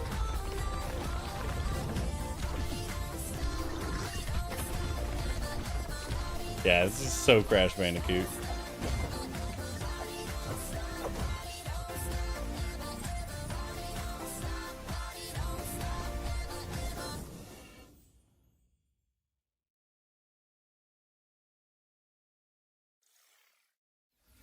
Nico de Rico is an all-new mascot platformer from developer Via Games as part of the new publishing label Knight's Peak, which was announced today. It's coming soon to PC and consoles. You might have seen our next game before. It blew up on social media for its hyper-realistic graphics. Here's the latest trailer for Body Cam. Yeah. We played it last week. It was alright. I didn't like the gun fumbling and the slow-ass movement. Like, it's not that it's too slow, but it's like, it's all tied to where you're looking and stuff in a way, so you can't just look slightly that way without turning your whole body. Like, it's stupid. It just ain't for me. Like, maybe if they tighten the stuff up, it'll be a little bit better. The gunplay is just super weak.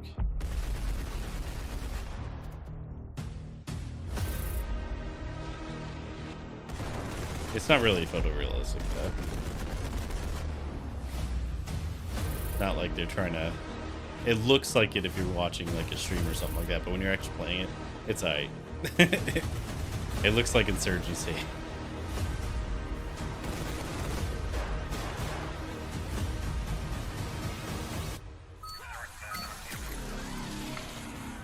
Oh, and it takes like a year from when you ADS to when you actually line up the dot, and then half the time the dot isn't actually accurate, which is a bunch of bullshit because that's not how that works. Body Cam is out now on Steam, so go check it out. All right, it's time for our final trailer. And with keeping with tradition, this one is a super special world premiere. But before we wrap things up, I have So we'll do one more body cam small eventually question for once you, they Roger Clark. tighten the shit up. Aerith or Tifa? Tifa. That's interesting. I feel like that's kind of a loaded question in this scenario. Oh no! It's just a hypothetical. You know, there's no wrong answers. Aerith sucks. Okay. Changed my mind. Well, you see, that's really interesting. You know, It's taking you a long time to answer this. well, if I had to choose between Tifa and Aerith, I think I would have to go with.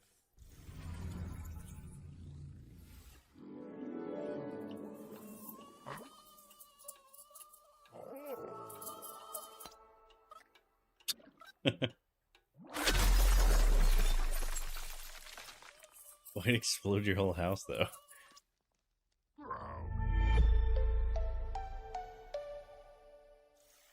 So weird. That was a quick taste of what's to come from Woodrunner Games, an indie studio featuring developers who worked on Cuphead and Rick and Morty. The game's full reveal is expected later this year. Which would coincide with the next Future Games show. Interesting. Brett, I hate to say goodbye, but that's a wrap on the Summer Showcase. Oh man. You know what though? I'm just glad we got to do this together. We were outlaws to the end. Damn right we were. Thanks for sharing the stage with me. And cheers to all of you guys for tuning in. But don't leave just yet, cowboy, because we've got the post-show coming up right after this with more trailers and deep dives on the way. There'll also be tons of follow-up content on GamesRadar.com and our FGS social channels on YouTube Okay, and it's like TikTok. 25 minutes left. Finally, before we take off, we'd also like to thank the hardworking developers, trailer makers, PR representatives, and everyone across the games industry who worked with us to make this Summer Showcase a reality, even in such turbulent times. We couldn't have done it without you.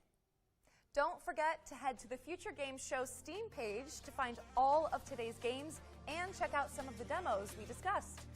I know we mention it a lot, but your wish lists go a long way. So, if you like a project, go ahead and show it. I'm Roger Clark. And I'm Britt Barron. And this has been the Future Games Show Summer Showcase 2024. Great job.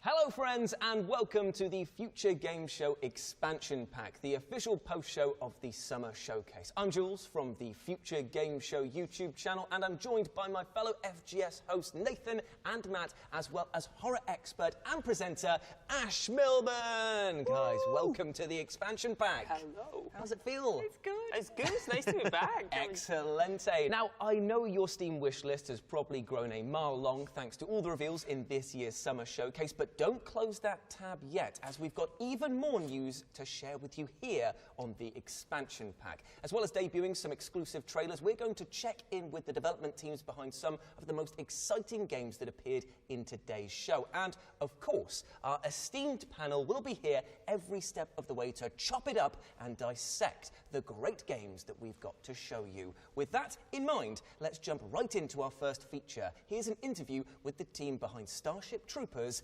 Extermination. The brave troopers of the Deep Space Vanguard have begun the fight on Valaka. Thanks to their unwavering efforts, we have successfully started taking back the planet and the Thara system.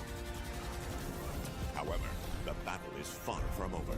Starship Troopers Extermination is an online multiplayer first-person shooter, and it's set in the sci-fi universe of the movies, where the players are assuming the role of the mobile infantry. They're the protectors of the human race's militaristic space empire, and they basically have to wipe out the bug menace from planet to planet. Hello, I'm Chaz Barker from Offworld Industries, and I'm the lead game designer working on Starship Troopers Extermination.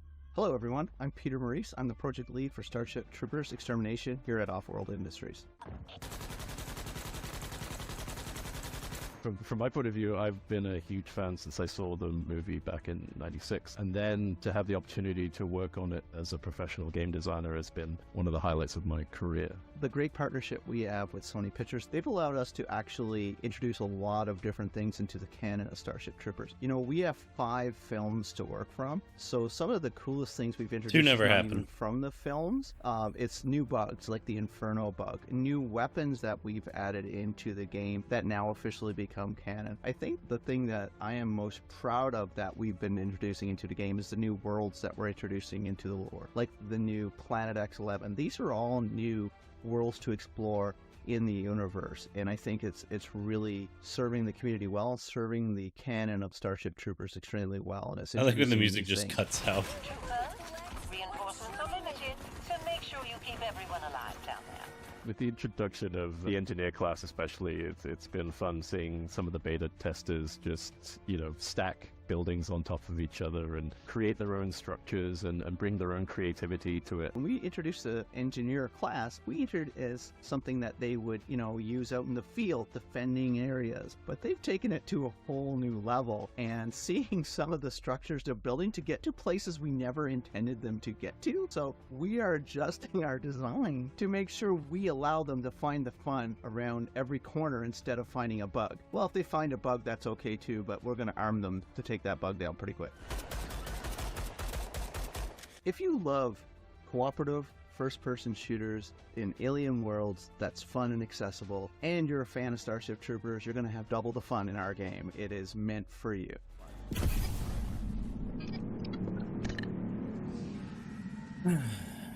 Ready for that. Thank you to Offworld for that deep dive into Starship Troopers Extermination. It's available on Steam right now, so grab your mates and get cracking. I don't know about you guys there, but I'm ready to do my part and fend off the bug menace. We actually jumped in for a game or two together recently, and there's a lot going on in this game. You've got extermination of 1 million bugs, you've got base building, you've got class systems to choose from. It was a lot to go through, but we had a bit of a good time, didn't we? In fact, Matt, you actually spoke to the developers recently, didn't you? Yeah, absolutely, yeah. I think that's one of the things that really surprised me about it, right, is it's in early access. They're on their 0.7 update right now. But there's already so much in the game, and they've already changed so much. Like the introduction of classes, and like you say, the base building is really unique. There's so much to sink your teeth into. And the 0.8 update is on its way at the end of June, and that's going to add their Carnage mode, which sounds awesome. Carnage mode? Yeah, so now, instead of killing a bug and eventually the body disappearing, all the bodies are going to remain on the battlefield at all times. Oh, wow. So when you're base defending at the end, bugs are going to start piling over each other over the walls. It's going to be absolutely carnage. I was going to say, I think the greatest compliment I can give this game is that I do have PTSD after playing it. I feel like I've been in an off-world war with these bugs. Like, it was madness. Like, they were coming from every angle at some points, and I was just like, I can't take it anymore. I think I learned, like, very early on that I'm not very good at FPS games. Like, that is true. But, like, I had a blast when I was given the job of, like, you go to the turret, Jules, you man that turret, and you kill anything that moves coming towards it. And I was like, I'm in my happy place now. This is great. But I thought that was what was fascinating. It's very natural we all found our roles in it. Like, I found I was kind of repairing our base until I got to a point where I felt like a parent, and I was like, no one is looking after this base. I'm fixing every door, and these bugs are still getting it, and so I just abandoned everyone. Hey, at least you're on the inside of that base. Yeah, I was stuck on the outside of the base for a while. I could have done with some of those bodies of bugs piling up so I could make myself a ladder to get in. But, I love the thought of you going around afterwards in the carnage mode, just sweeping them up, like, my base, my base! All these bugs! I think it really does capture the essence of Starship Troopers, though, which is that kind of satire, that patriotism that's kind of goofy and gory, and like just the look of it is so Starship Troopers. And I know that's the name of the game, but come on, it's hard to nail, isn't it? Like, you really want to feel that film feeling, and that they've taken such inspiration from the series, and not just the first film as well, and drawn from all of the areas of the series is really nice to see too. Oh yeah, definitely. And I love the fact that the bugs are genuinely scary as well, because you start off and you think, okay, cool, I'll kill a few of these guys left, right and centre, and it's like, that's a special variant. That's a giant bombardier one. Oh dear, they're appearing underneath the ground right in front of us and behind us. It's like, okay, maybe I'm not as confident in my survival as I thought I was when I first got off here. But yeah, I love the tone, like you were saying. It's bombastic in every sense of the word. And the amount of bodies that they're going to be on screen, alive or dead, is going to be mad. It's going to be absolutely mad. And yeah, and like leaning into what you said, right? Like the community has really taken it all on board, and there are people like full-on role-playing in that game, like they're part of Rico's Roughnecks and shouting and screaming at each other. You know, it's absolutely brilliant. And yeah, the community are really responsive. Like all of those updates that have come, they've added stuff in to help the community have more fun in the game, like the engineer class, which allows you to build these crazy structures.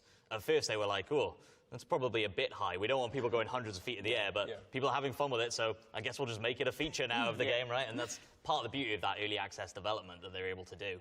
I'm going to continue through. So yeah, 0.8 is on the way, and then 1.0 release. We'll see what comes with that. Well, I think that the good people at home have heard enough about our worryingly intricate bug-murdering strategies. Just remember that Starship Troopers Extermination is available now on Steam. But let's just calm things down a little bit, shall we? Because we've got a trailer for an adorable party game now that should cleanse your palate. Let's take a look.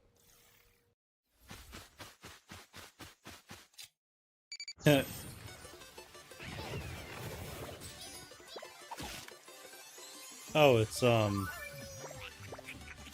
Animal Party or whatever, but with like, I don't know, looking different slightly.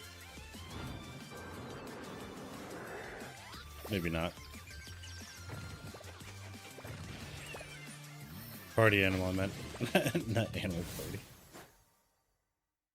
It looks exactly the same, so. Now, Runout is coming soon, but you can wishlist it now on Steam. Now, you all remember Eternal Strands from today's showcase. It was the physics-based action game where you climb on towering monsters and use elemental magic to traverse the environment. Well, we've got an overview from the developers coming up next that digs into one of the game's colossal boss fights.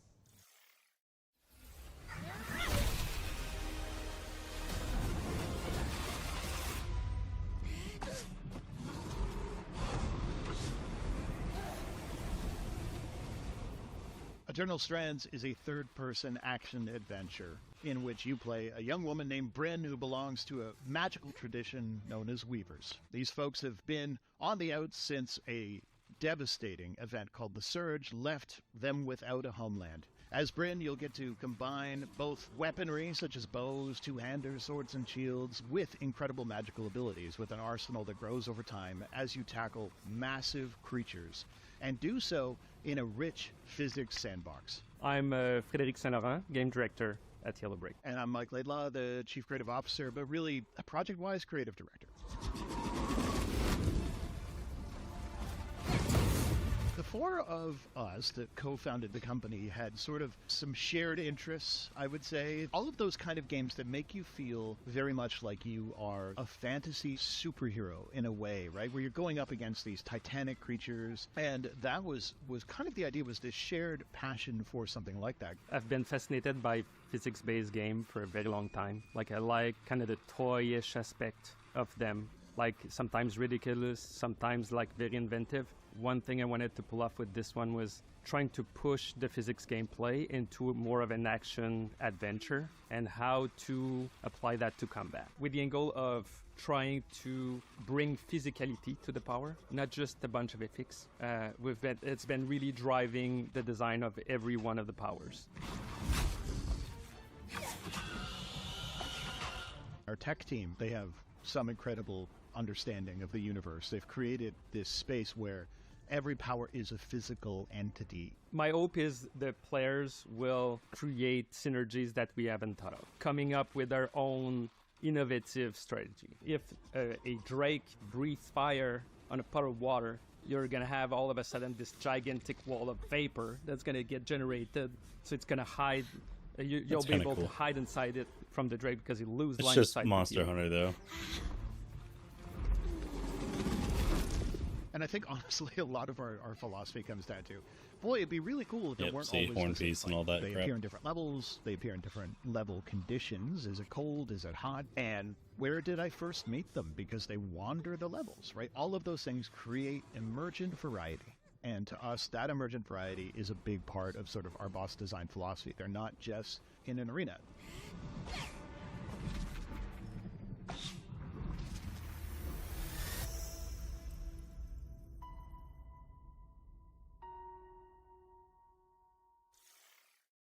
Thank you to Mike and Fred from Yellow Brick Games for the deep dive on Eternal Strands, which is coming soon. I mean, gang, what do we think of that? That was crazy. The boss fights shown off in there. It's kind of like Shadow of the Colossus meets Breath of the Wild, smashing together, and I definitely want more of that.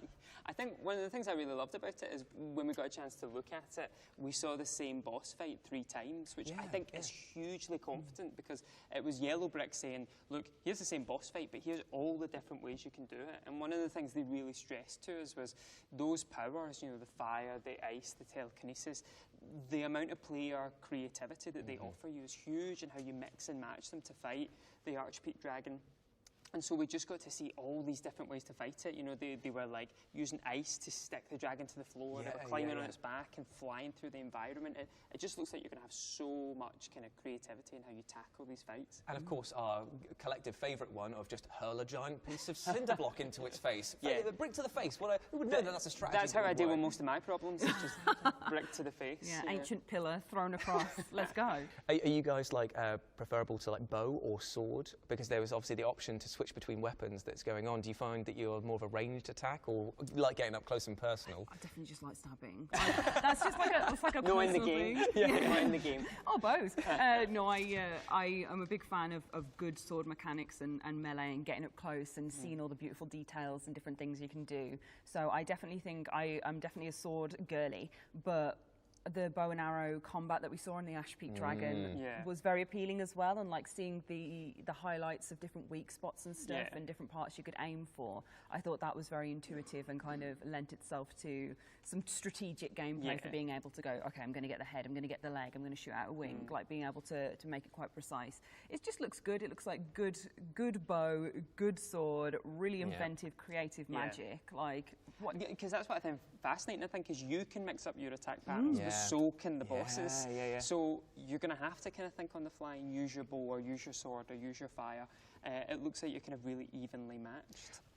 I think my favourite thing, or the thing I'm looking forward to the most with Eternal Strands, is literally finishing it, which sounds like a par, but I mean, like, I'm looking forward to finish it so I can go through again and try everything and differently. See just how different it I want to tell you what, it's going to encourage those sort of like hyper speed run focused players who go like, okay, how do we bring down this boss as quickly as possible? Because if you think that you've got gravity spells, ice spells, fire spells, environmental setups that you could potentially get before the fight begins, there's probably going to be like a 1 or 2 hit combo that you can do by getting everything to hit it all at once. And I'm totally looking forward to people breaking this game in the best way possible. Well, the bit Mike and I used to Fred do said, that. I loved was One of my old nicknames was Meta Breaker. That surprised you, So I'd figure out the most efficient way to fuck shit up. Every day And, someone like, does something that would I think go it originally started in and Elder that's Scrolls completely Online cool, when I and a first got the totally different way of nickname. thinking things. 'Cause it's not just offensively as well. Like you see this I ended up section where soloing Bryn so puts much ice, PvP like, in that game around that I ended herself up to Emperor create a shield. twice. And then when people watch how I did, also, they're just like, you "What know, the that fuck, dude? dragon You like changes 3-tapping how it everybody?" It's like, attacks. yeah, So Bryn just is then efficient. kind of, you have got to change how you are going to attack, and so I think there's this constant creativity with mixing all the powers, but also, you know, going on the offensive, going on the defensive. It just looks like every single moment I think is going to be completely. But it's not like I was using the same Indeed, 3 it will attacks be. over But and over and sorry over to again. put a stop to all of the monster hunting chit-chat, because we've got an exclusive trailer coming up next. But before we move on, remember, Eternal Strands can be wishlisted right now, and it is coming soon. So okay, everybody, feast your eyes on this next game. A phantasmagorical time loop adventure where you deliver a pizza to a cannibal's manor. Another one? I know. What?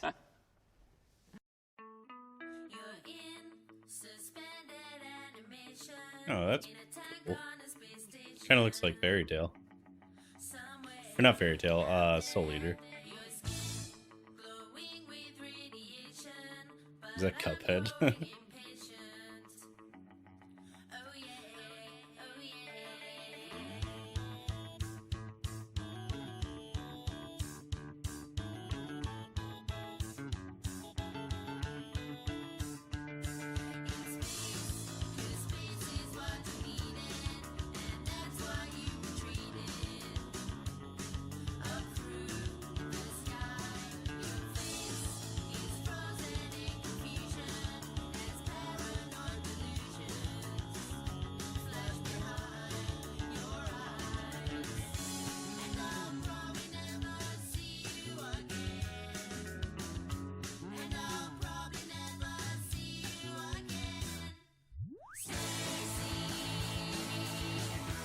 Alright, after this is over, I think we're gonna take a quick break. And make some food before work.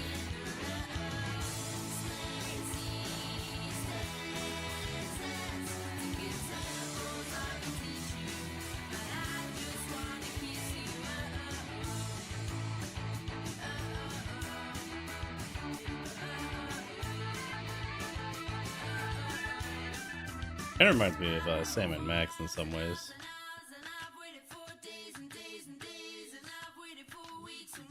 Like the style of the text and all that stuff.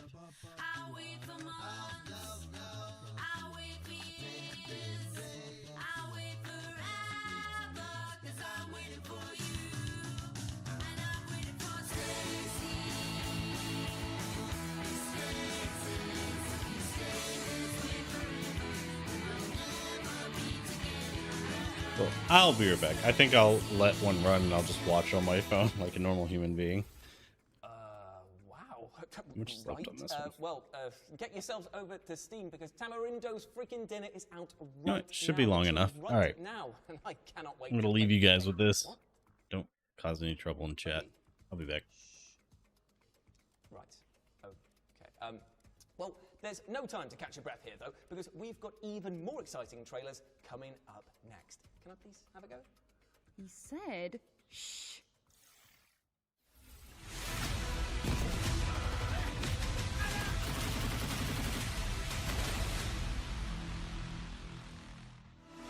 Can you imagine what we can do with their support? How many things we can do better and faster? You lose everything.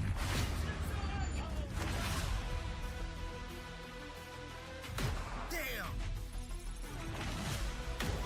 Polska pamiętliwa, ale sprawiedliwa. We mnie te parchanci! Bewegung, Bewegung!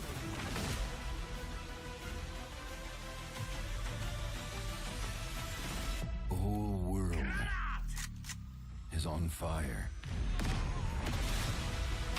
Делайте кшута!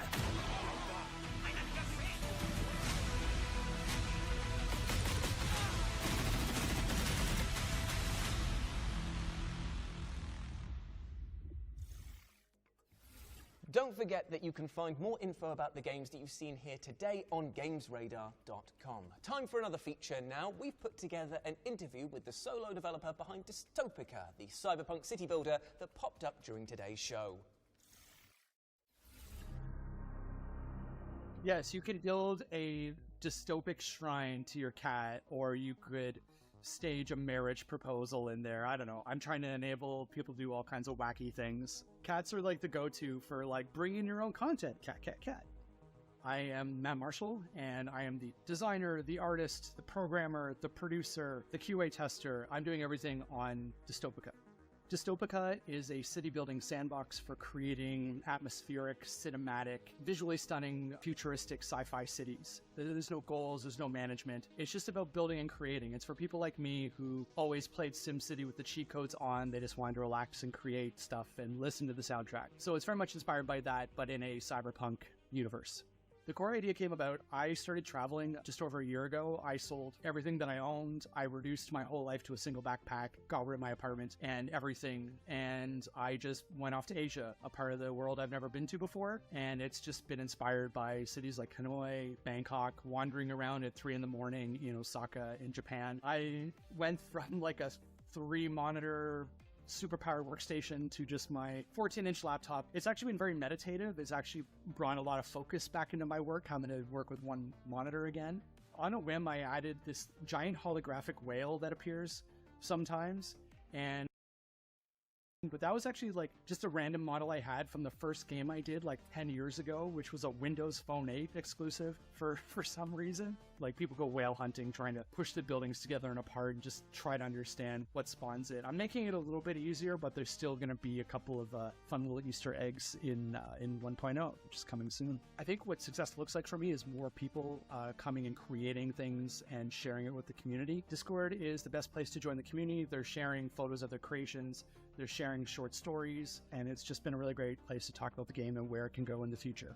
People are doing things with the game that I didn't even know was possible, and they are using photo mode to tell these like short science fiction stories in the cities that they create. What's next for me, I think, is really just building more tools to support the things I want to do. I want to add mod support to it down the road, and I'm hoping to open that up gradually with the community after release, after learning a little bit about what they want from the game and trying to build sort of that feature roadmap with the community in mind. So I've added the ability to like import images to the billboards, or down the road I'm hoping to import your own soundtracks or your own buildings. So I'm really hoping to build a future where people can bring in the content they want and tell the stories that they want to in this little city sandbox that I've built.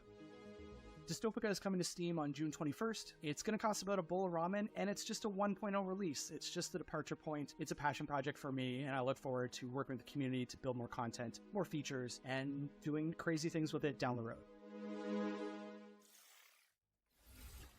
Thank you to Matt for talking to us about Dystopica. We've also got a longer version of that interview landing on the FGS YouTube channel next week, which was done by Tom over here, who's joining us on the panel. Now, you've got to have a good old chat and a lot of hands-on time with this game. What are your thoughts, mate? My first and longer initial thoughts after playing for hours and hours and hours is it's the most meditative game I've ever played. It's the most stress-relieving, like pressure relieving on your brain. You know, when you've been playing too much and everything's kind of crowding in a little bit more and you can feel that stress at your temples.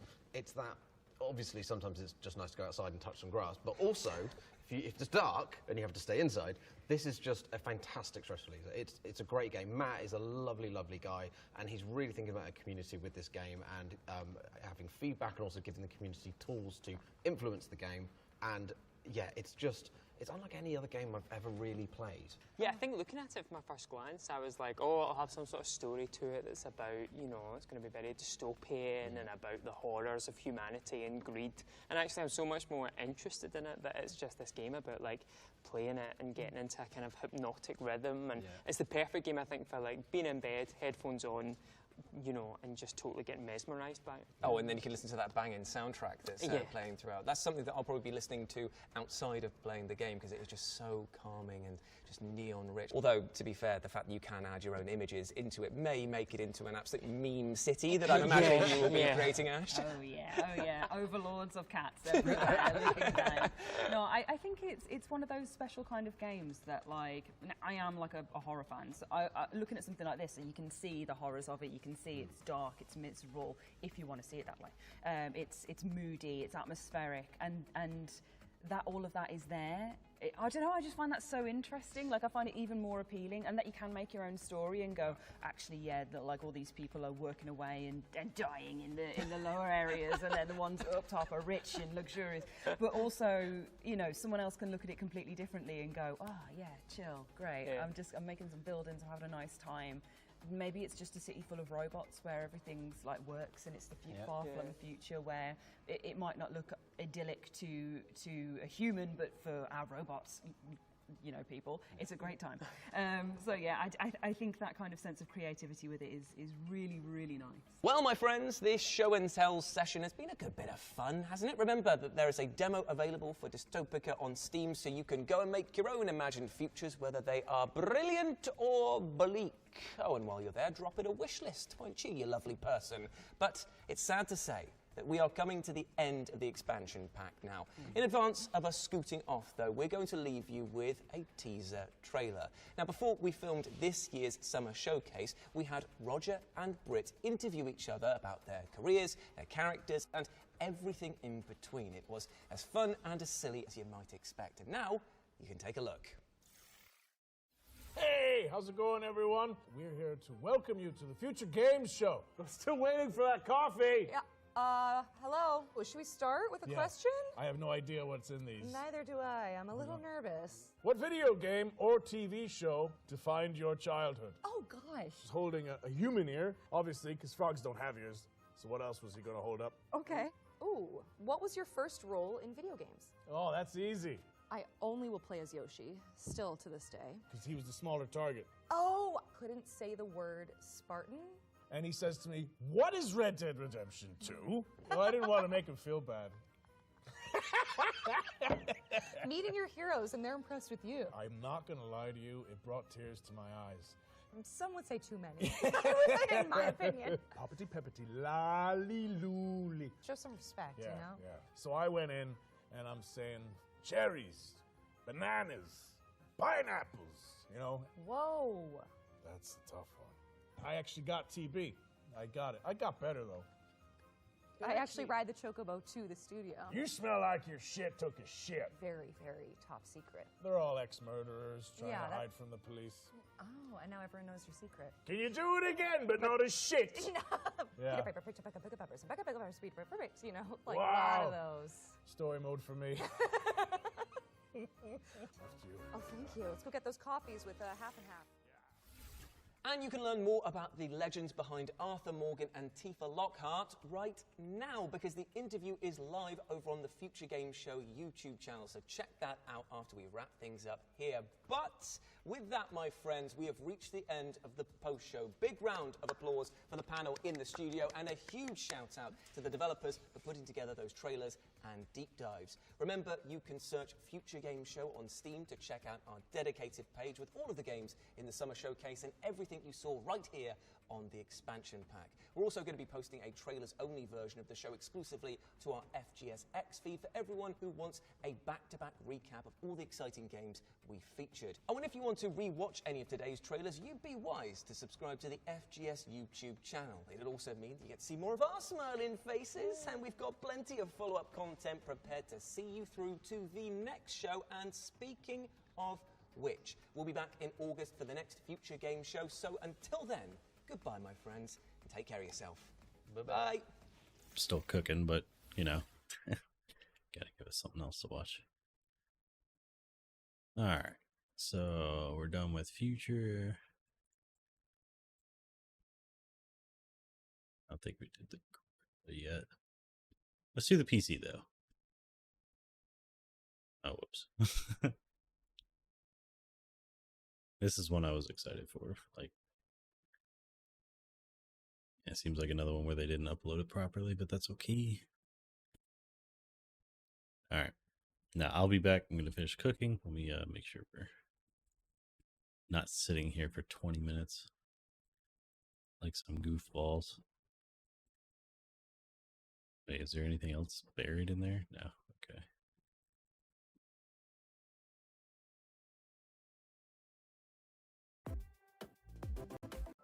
Ward here. Welcome.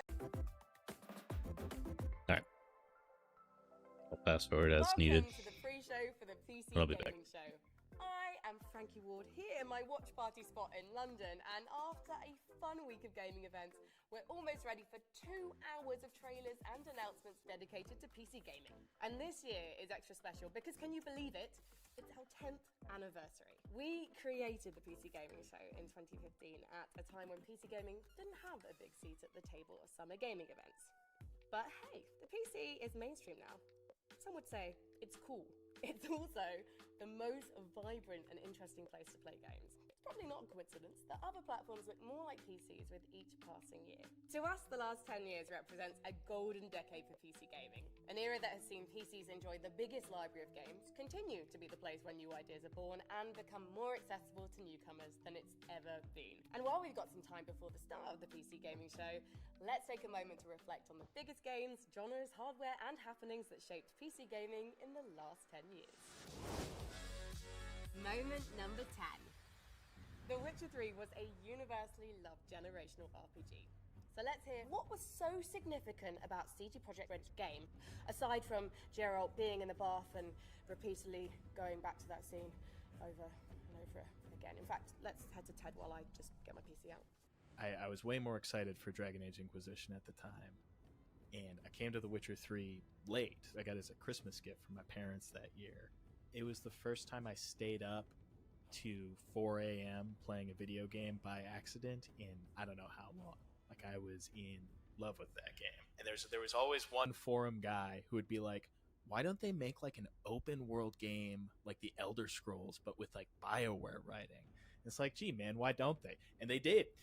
The thing The Witcher managed to really nail was bringing Polish folklore to the masses. I remember playing it and I was like, these monsters are like pretty cool, really, aren't they? And then I went and read the books and I was like, oh, this is all like really faithful to the Polish folklore. This is actually awesome. To have a game that was so well received and for it to be about quite like a niche section of folklore is awesome. I love that. It was like everything I think on paper I'd ever loved or ever wanted from an RPG. Still love that game. Still revisit it like every 1-2 years or so. I gotta get my fix. Thanks, Ted. Stick around though. This isn't the only RPG that has raised the bar for single-player storytelling. Next on our list, a hardware innovation that has quietly made everything better for millions of PC gamers. Moment number 9. There have been many technological advances to PC gaming over the years, but few compete with the advent of DLSS. I think it's had a bigger impact than people actually expected it to. I think when it came out, it kind of got overshadowed by ray tracing and other technologies, whereas DLSS has crept up on us and has actually been the more important, the more impactful thing. You know, you're taking a frame at a lower resolution than what you'd normally intend to run it at. You're upscaling it, but you're saving that performance. And so you just end up with more performance, and it feels like a free upgrade. It's a technology that has sort of become vital in running some modern games. I think of DLSS as one of the most significant steps of like the 25-year evolution of GPUs, right? Like, as graphics got more and more detailed, it became more of a burden for our GPUs to render games. The solution to that was building some kind of specialized hardware. That lets us have better effects. We can do things like ray tracing and lots and lots of expensive transparency effects that typically would cause us to run out of fill rate essentially on the hardware, so that we wouldn't be able to render those effects at 4K effectively. Better image quality and really just improve frame rates for that given image quality too. Now, we all love a comeback story, don't we? And the next game in our look back at the last 10 years of PC gaming rode expectations that were taller than a sandworm. It definitely got knocked off the sandy steed when the game released, but gosh darn it, it got back on. Moment number 8. No Man's Sky was, to me, sort of like a tipping point game for this idea of like the everything game, that like people were so excited about the potential and really craved this idea of like this world you could be in and do like every activity you can imagine. And it turned out they had way overpromised what you were going to actually be able to do in No Man's Sky, right? Which was ultimately a game made by a very small group of people, from players online, when a game does not offer what they've been led to expect. People got really, really angry. That was not a happy moment, right? But I think at the same time, No Man's Sky has ended up being kind of the single best example of a game studio just buckling down and building out every feature that they had promised, that they had alluded to, that people expected, and then way, way, way more. They just kept building on it and kept building on it. I think at this point, we're definitely in an era where a majority of games, from the biggest competitive multiplayer games to smaller games from small studios, single player stuff, like it's all kind of expected to transform over time in some way. And that whole possibility owes a lot to the progression No Man's Sky made to this redemption story of success. Certainly, early access is one of the biggest examples of this, an extension of kind of the groundwork that No Man's Sky laid, with early access being a kind of permission that games give themselves to be less than perfect at launch and improve over time. I think No Man's Sky ended up kind of being the game that people wanted Starfield to be in terms of just how big it was and how many different things you could do in it.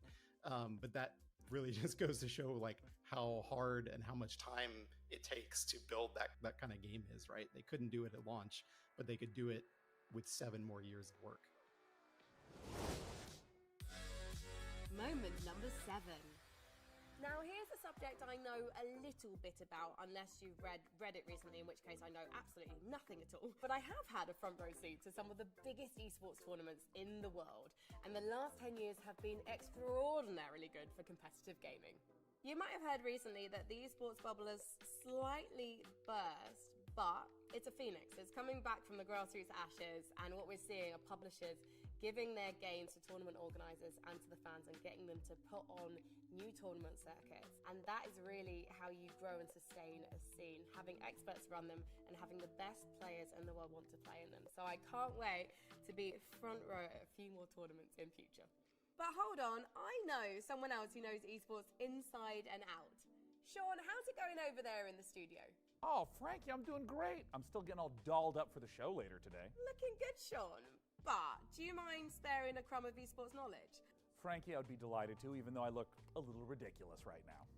What do you make of the last 10 years? The last 10 years of esports has been wild. Once the Overwatch League hit the scene and all of a sudden teams were entering in for 20, 30 million just to participate, it had this massive ripple effect across the entire industry where you started to see team valuations spiking, salaries for players spiking, new leagues, coming out of nowhere that also had multi-million-dollar entries. And then in the last few years, we've seen the collapse of many, many, many of those, which on one hand is really sad and is really unfortunate. But at the same time, the one thing that continues to grow is people watching esports. When I first started watching, YouTube didn't even exist, and it still warms my heart, despite all the turmoil that's happened, just how much esports has grown and how much more it's going to grow.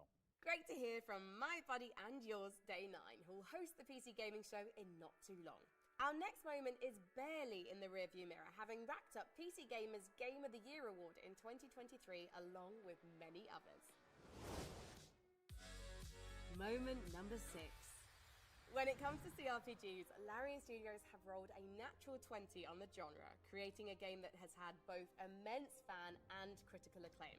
But don't just take my word for it. Here to share his thoughts is Astarion himself. The writing was so good, the acting was so great for so many different hundreds of actors that I think it was a pivotal moment in gaming standards.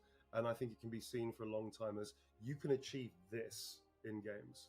It's one of those games that has given the player so much agency and freedom of choice to represent themselves in the game and be represented by the game the other way around, with people talking to you with preferred pronouns or your sexuality, etc., etc., and your personal choices, good, dark, in between, grey area. It's one of those games that has done more than I think most games to give you that agency and freedom of choice. It gives us like this type of freedom where we can kind of play however we want. There's no like one specific way to play, which is why it won Game of the Year for a reason. The amount of love and dedication for like the level designs, the challenges, the campaign, or even just the voice actors themselves, you can really see that they put a lot of love to this project. As a performer, to be able to play every kind of iteration you could possibly imagine of the character is an incredible experience, because you don't just get to play one version of the character. You get to play every version of the character, which is beautifully indulgent and really wonderful. Thank you so much to Neil Newham. Our next reflection is a little bit meta. Well, not meta, it's more an Amazon thing. I just mean that we're talking about the platform that you're watching this very show on. Moment number 5. When we talk about gaming as a medium, what's so interesting now is how blurred the line is between playing a game and watching it. Let's see what our experts have to add to that. I don't think I've bought a game in the last few years without first watching someone play it on Twitch. It was my personal gateway into PC gaming specifically. I started to discover RP servers for games like Atlas, Red Dead and GTA. I watched modded gameplay of games like Skyrim and Minecraft and found specific PC games I wanted to try more than anything, like, at the time, RimWorld. I discovered a whole new world through watching Twitch streamers play games, a world I wanted to be a part of. Playing games and then watching other people play them deepens and enriches the experience that I have just engaging with games in general. And there's the element of community. It's so much fun to play a game and then just celebrate how much we love it with other people, and being in a chat and seeing someone else appreciate something that you love is just always a heartening thing to experience. We have almost reached the start of the PC Gaming Show, where we'll have dozens of new game trailers and exclusive interviews, so stay tuned.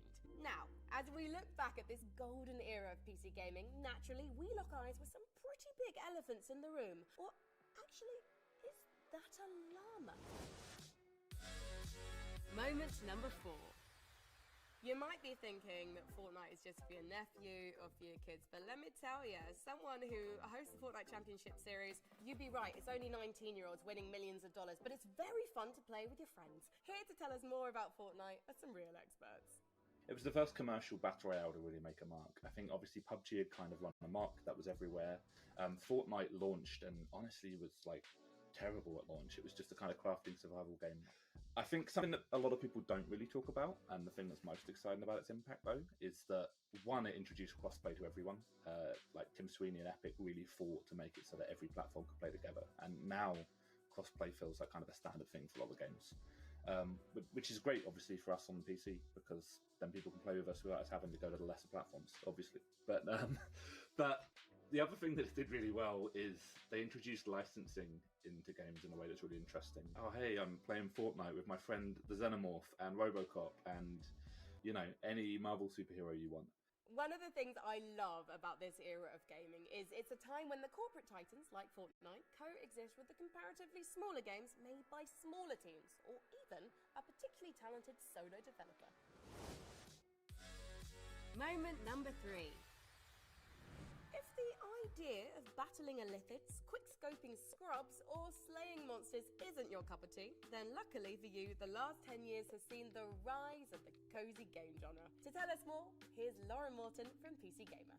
I think Stardew Valley really just nails the customization element and letting you have so many paths through the same game. Like, it was definitely the seed for like a type of game that had never been big on PC before, and was definitely the start of people looking for more like wholesome games, cozy games, like proved that there were enough people looking for that like chill cultivating experience that they could make a game like that level of sensation that Stardew Valley became like sort of overnight. It felt like everybody who plays has strong opinions about who they should romance, whether they should go with the community center route or the Jojo Mart route.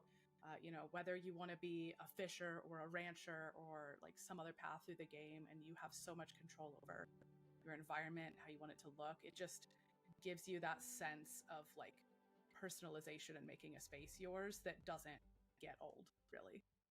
Thank you so much, Lauren. Doesn't it make a nice change to not be killing something?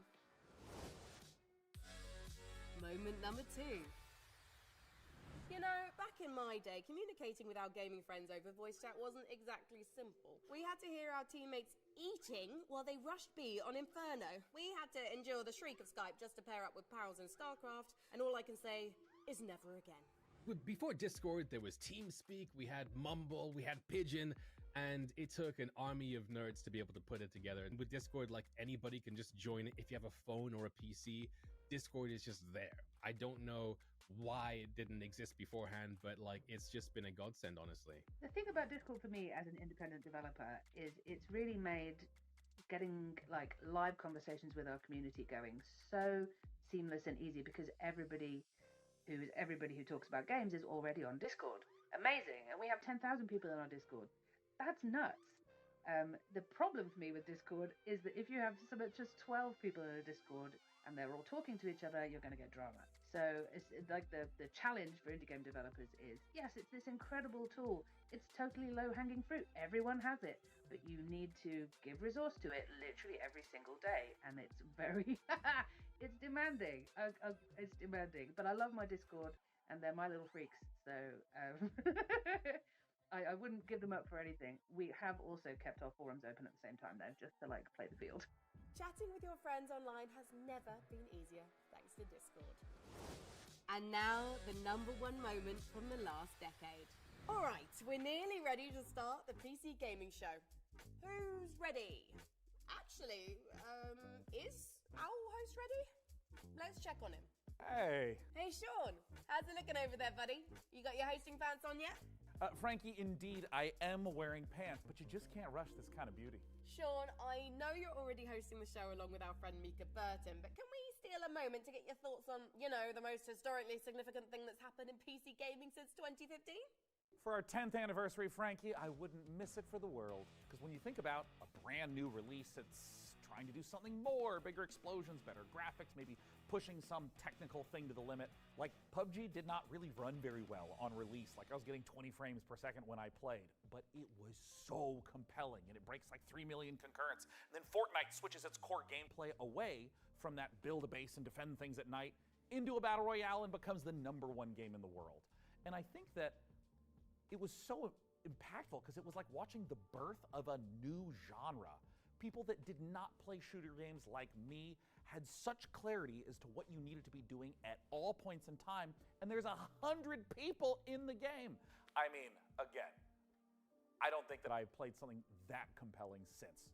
Thank you so much to Sean and all of our other experts for sharing their biggest moments with us. Read more about the 10 biggest moments in the last decade of PC gaming on PCGamer.com, and let us know your favorite gaming moments using the hashtag PCGamingShow.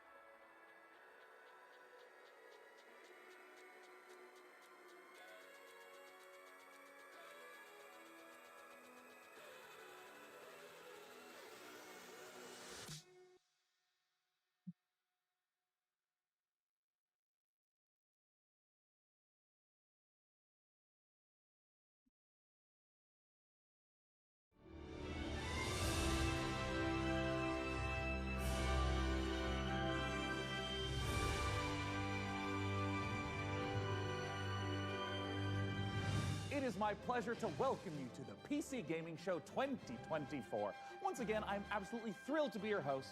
My name is Sean. Okay, J9 I'm Plot. back. We've got another great show for you, packed And I with have trailers, food. exclusives, Some nice and lots mac of and cheese. surprises. But here is what I'm most excited about. That I Joining me smack once my mic again with it. is the inimitable Mika Burton. Get in here, Yeah, we love Mika. Take Thank it away, you, Sean. I am so glad to be here and be a part of this milestone in the history of the PC gaming show. Seriously, like a whole decade covering the ever-changing landscape of PC gaming and all of the incredible games during that time. That's pretty impressive. We've had a good run. 10 years is a long time, and if this show was a child, it would be slamming doors and belittling me in public and still asking for V-Bucks in Fortnite. Yeah, well, before we take a look at the future of PC gaming, let's get a bit nostalgic and take a look back at some of our favorite moments from the last 10 years of the show. Oh, dude. Cue the emotive montage music. Oh, it's so beautiful. Well, over the years, we've featured so many great games, some of which got their start right here on the PC Gaming Show. So, who remembers some of those gems? I mean, I remember in 2021 when we turned a graphics card into a spaceship, or when we did various attempts to replace our host with artificial intelligence. It was an innocent time. We were so young and naive back then. We sure were. And what about way back when the PC gaming show was live, and we had developers like Dean Hall and Warren Spector, and oh my God, look at baby Day 9. Oh, and I still look like that. I mean... And who could forget the PC Gaming Show 1969, live streaming from a surface of a little white rock that we call the moon? Hey, what? Wow. I don't know if it's my dwindling oxygen levels or the fact that my internal organs are floating weightlessly around my body. Man, this game is making me feel very dizzy with excitement. Houston, anything new on the RPG front? Hey, what? And who could forget the PC Gaming Show 1350, a personal favorite of mine? Now, for fans of sticks and pebbles, prepare to lose thy stools for sticks and pebbles too. Developed by peasants and published by Microsoft.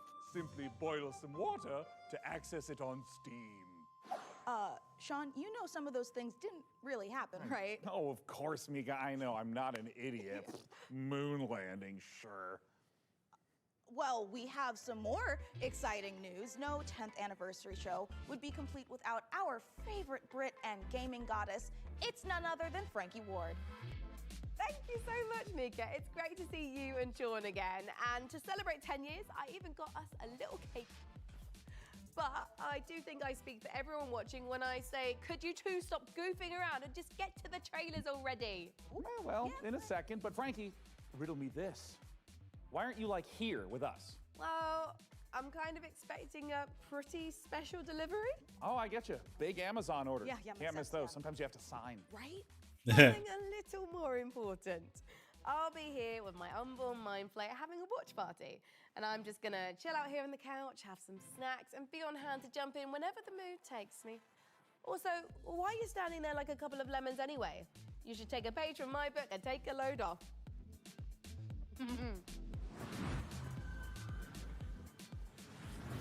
Ooh, hey, Frankie, I think you're onto something. I mean, this is way better. Yeah, thank you, Frankie. And you know what? Thank you, chair scientists everywhere. I'm glad you're both comfortable because we've got a great show today. Trailers to the most exciting upcoming PC games, exclusive world premiere announcements of brand new games, interviews and behind the scenes looks at upcoming releases, and lots more. But first, let's kick off this year's 2024 PC Gaming Show with 3 huge world premiere announcements. Here we go.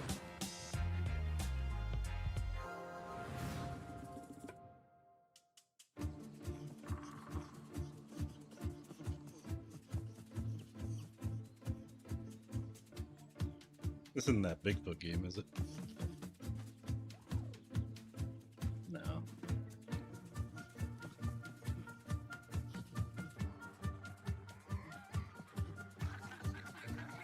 Aw.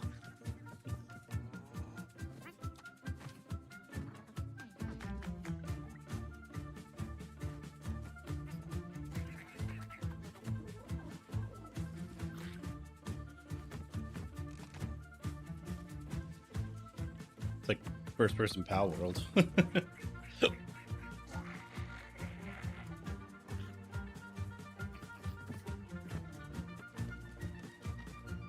think we're gonna have to pause this one halfway through.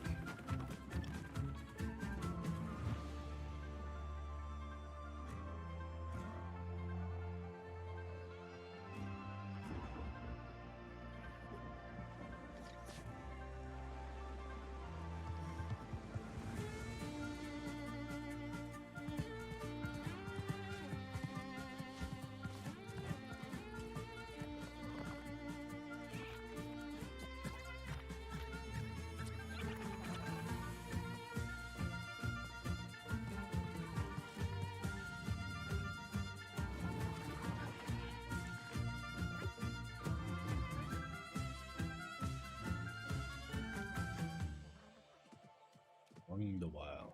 Yeah, that's kind of fun. Not quite for me though. From the creators of Dolph Romantic and Kurzgesagt comes a new game in space. Meet the Starbirds. Help them claim nearby asteroids. You'll need to build stuff. You'll need to gather stuff. You'll need to connect stuff to other stuff to produce even more stuff. To advance your technology and reach for the stars. Explore countless asteroids. They're packed with resources and come in all shapes and sizes. Stay curious. You never know what you may find. Starbirds, coming to a solar system near you. Wishlist now on Steam.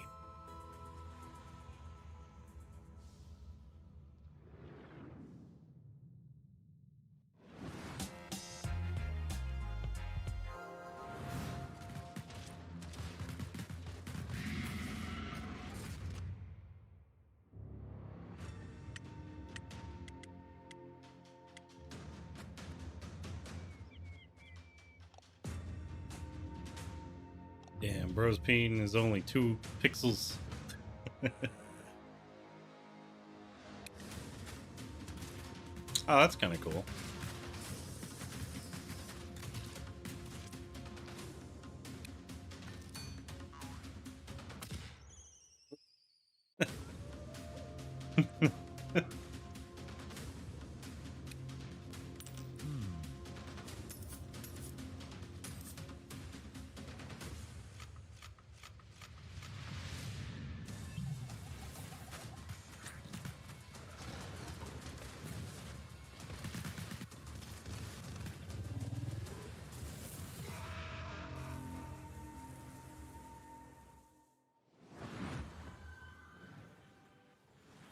Wow, Lorne Vale looks great. A fantasy world with post-apocalyptic vibes, guns, but also magic. Sign me the heck up. And actually, Mika, question for you. What do you think you would become in a lawless fantasy world? Seriously. Well, I could see myself as like a ruthless bounty hunter, blasting away hordes of enemies with a 6-shooter, or maybe I'd become a silver-tongued traitor, you know, talking my way out of dangerous situations. Wait, but what about me? For you, I picture a dead body, you know? Oh, well, that makes sense. I mean, I would die quickly. Yeah. People have always said I look like the Disco Elysium bloated corpse. Right? It really checks out. Well, in Lorne Vale, it looks like both of our visions can come true. Hey, now, Sean, since we're talking about fantasy games, lots of them let you practice alchemy, right? But how Sure. about a tycoon game that lets you practice alchemy? Oh, Mika, is your clever wordplay indicative of me getting to brew my own beer? You are so right, Sean. It is, but more than just that. In our next game, you build and manage a monastery, keep your monks happy, and create your very own ale recipes. And beer we Mika, trust. At I love it. last, a game that caters to my desire for medieval, mead-based monastery management. Roll out the barrels as we raise a goblet or two to Ale Abbey.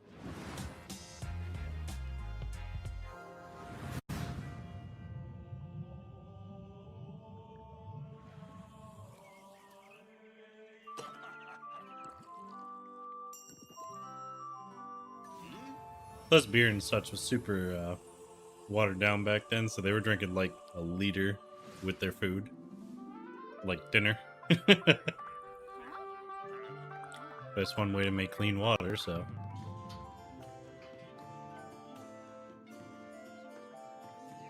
Really interesting looking, though.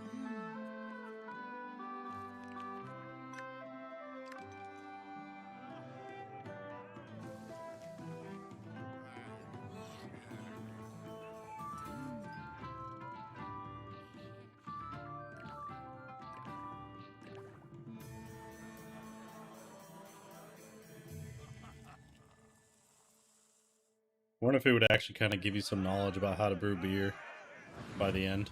Like, you kind of understand, like, oh, you need this, this, and this. Fuck is this? Oh, wait, it's different games. Maybe? Oh, no, it's the same game. Okay. Oh, Streets of Rogue, too. I thought it was the Streets of Rage.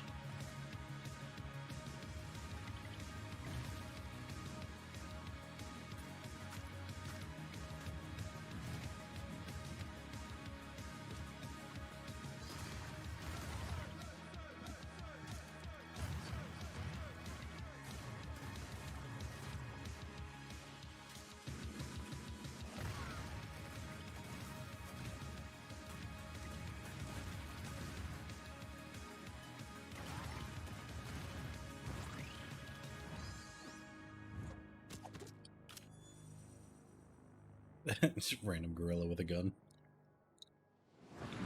Kind of looks like my ape. I think it's time, Red. I told you, my name is Ringo. Tell me again, how does this thing work? You just have to combine the words. Like this. Oh. Found the weakness.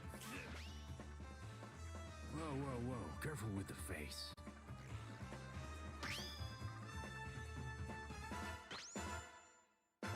I guess it's just you and me now.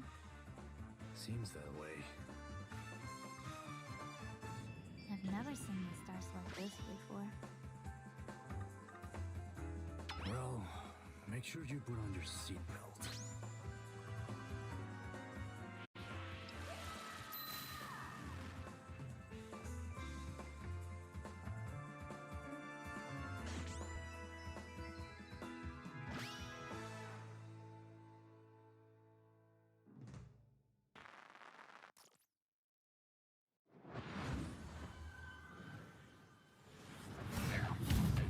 Coming up in the PC Gaming Show.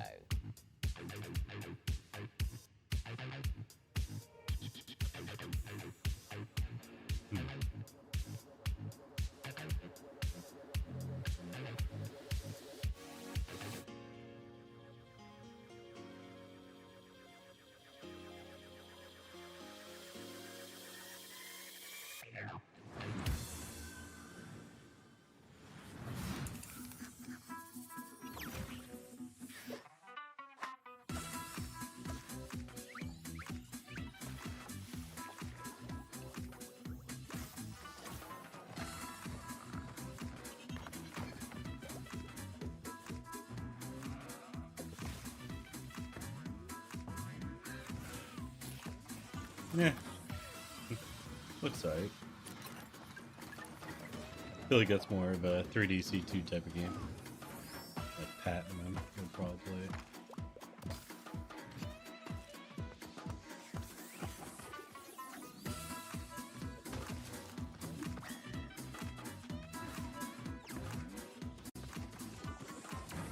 it. They jump cut it like that.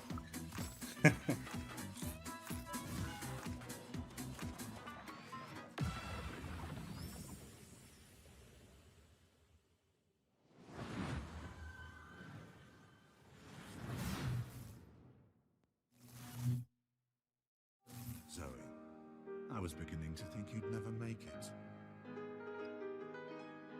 Looks familiar. Ah, you were looking for answers. For you, these centuries would have passed in an instant.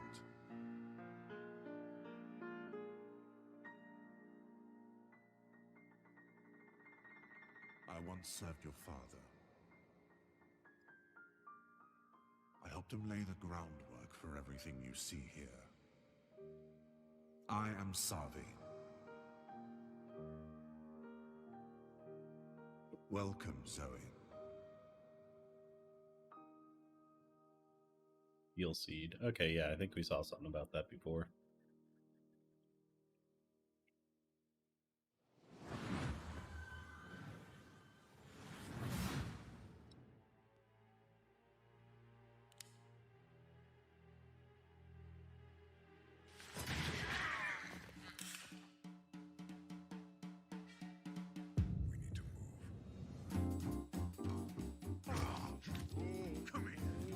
Oh, this game looked really fun.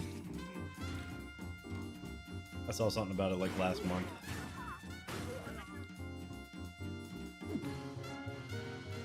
I love comic games, but no one's been making comic games lately.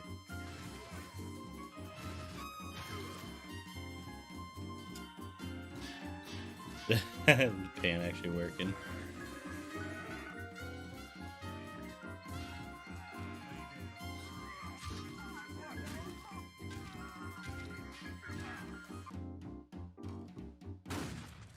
No, I'm definitely playing that. Oh, okay, so today.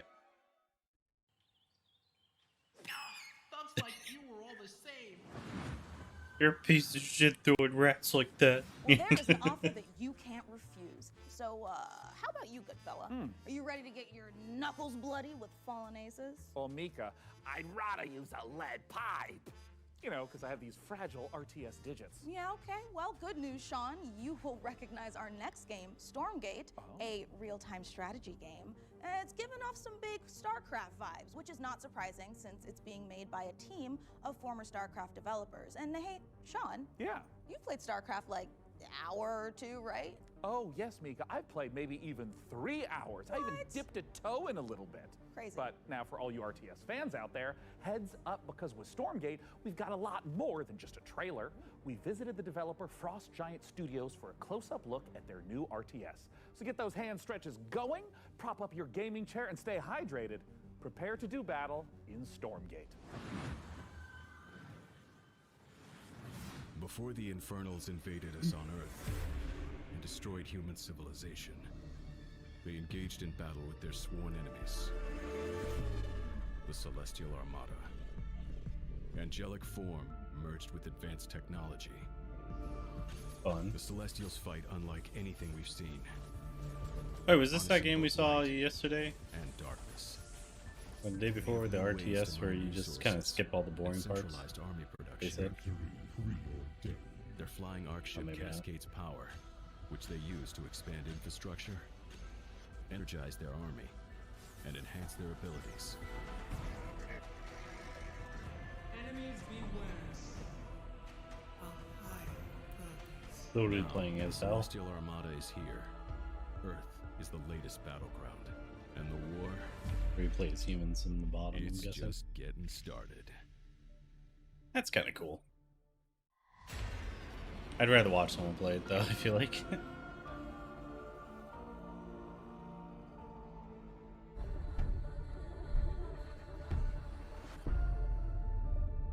Like artistically and stuff, it looks Celestial good. Armada is this dying alien race that is moving through the galaxy, and they are ancient beings that stretch back to the origins of the universe itself. And everything from their beings to their civilization to where they live is technologically driven. And we love playing into that mechanically with how they express themselves on the battlefield in the game.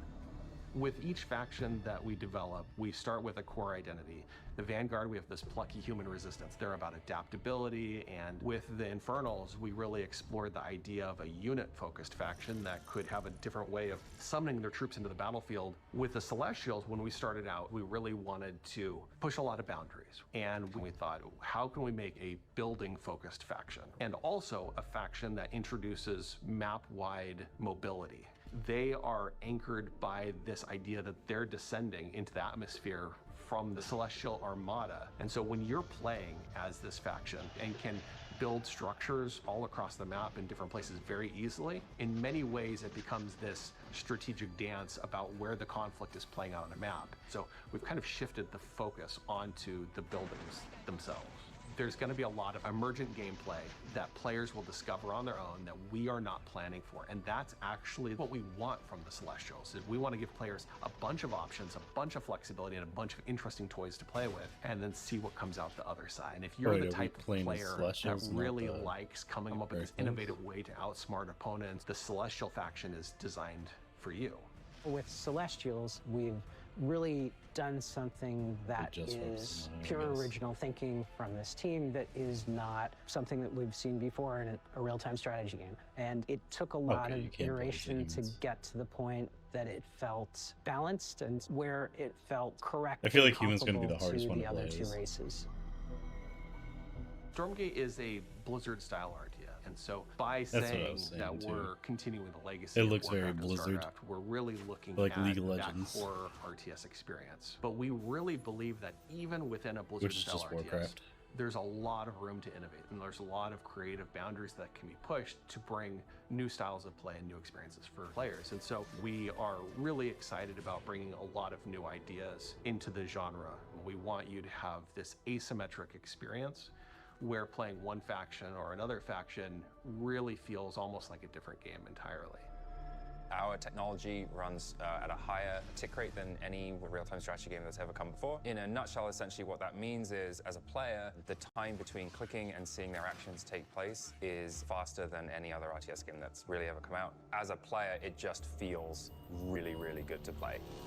One of the biggest design challenges that we faced with Stormgate is creating a game that maintains the high-skill gameplay that has been the heart of RTS for so long, but still provides an on-ramp for new players coming in that doesn't scare them away. It's okay to be a high-skill game. It's actually a good and appealing thing. We never want to water down that aspect of RTS, but we talk a lot about lowering the skill floor, which means making it more approachable for new players coming in without taking away the high skill elements of the game that make RTS so exciting. Early access is much more about bringing the community along with us and benefiting from that feedback that the community provides us to really make the game what they tell us they want. We've been having conversations with the community, and together, hopefully, that we No really bonuses are today, able boys, to just craft pizza. Something that feels collaborative. We're sharing it at a much earlier stage than any game that we've worked on in the past. But it is a better way to make games. I believe that Stormgate, as it evolves, will turn into something that is literally the best game that we've ever worked on as a result.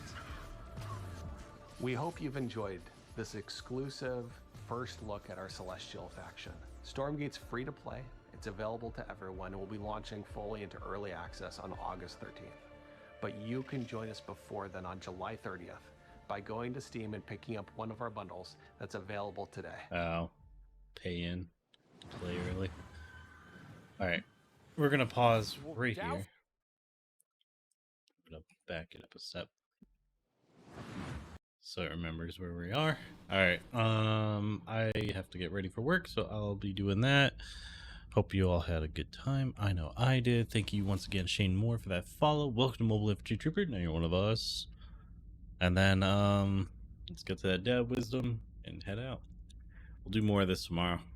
We only got a couple more shows to get through. Then we'll be all caught up for 2024. There has been a lot.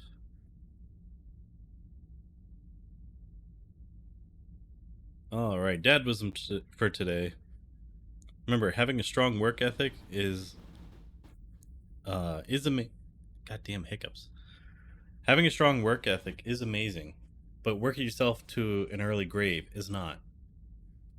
You know, the grind isn't exactly a flex if you're dead. Can't spend the money if you're not here.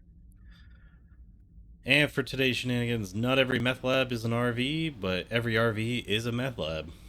Have a wonderful evening. It's been Beard. Later.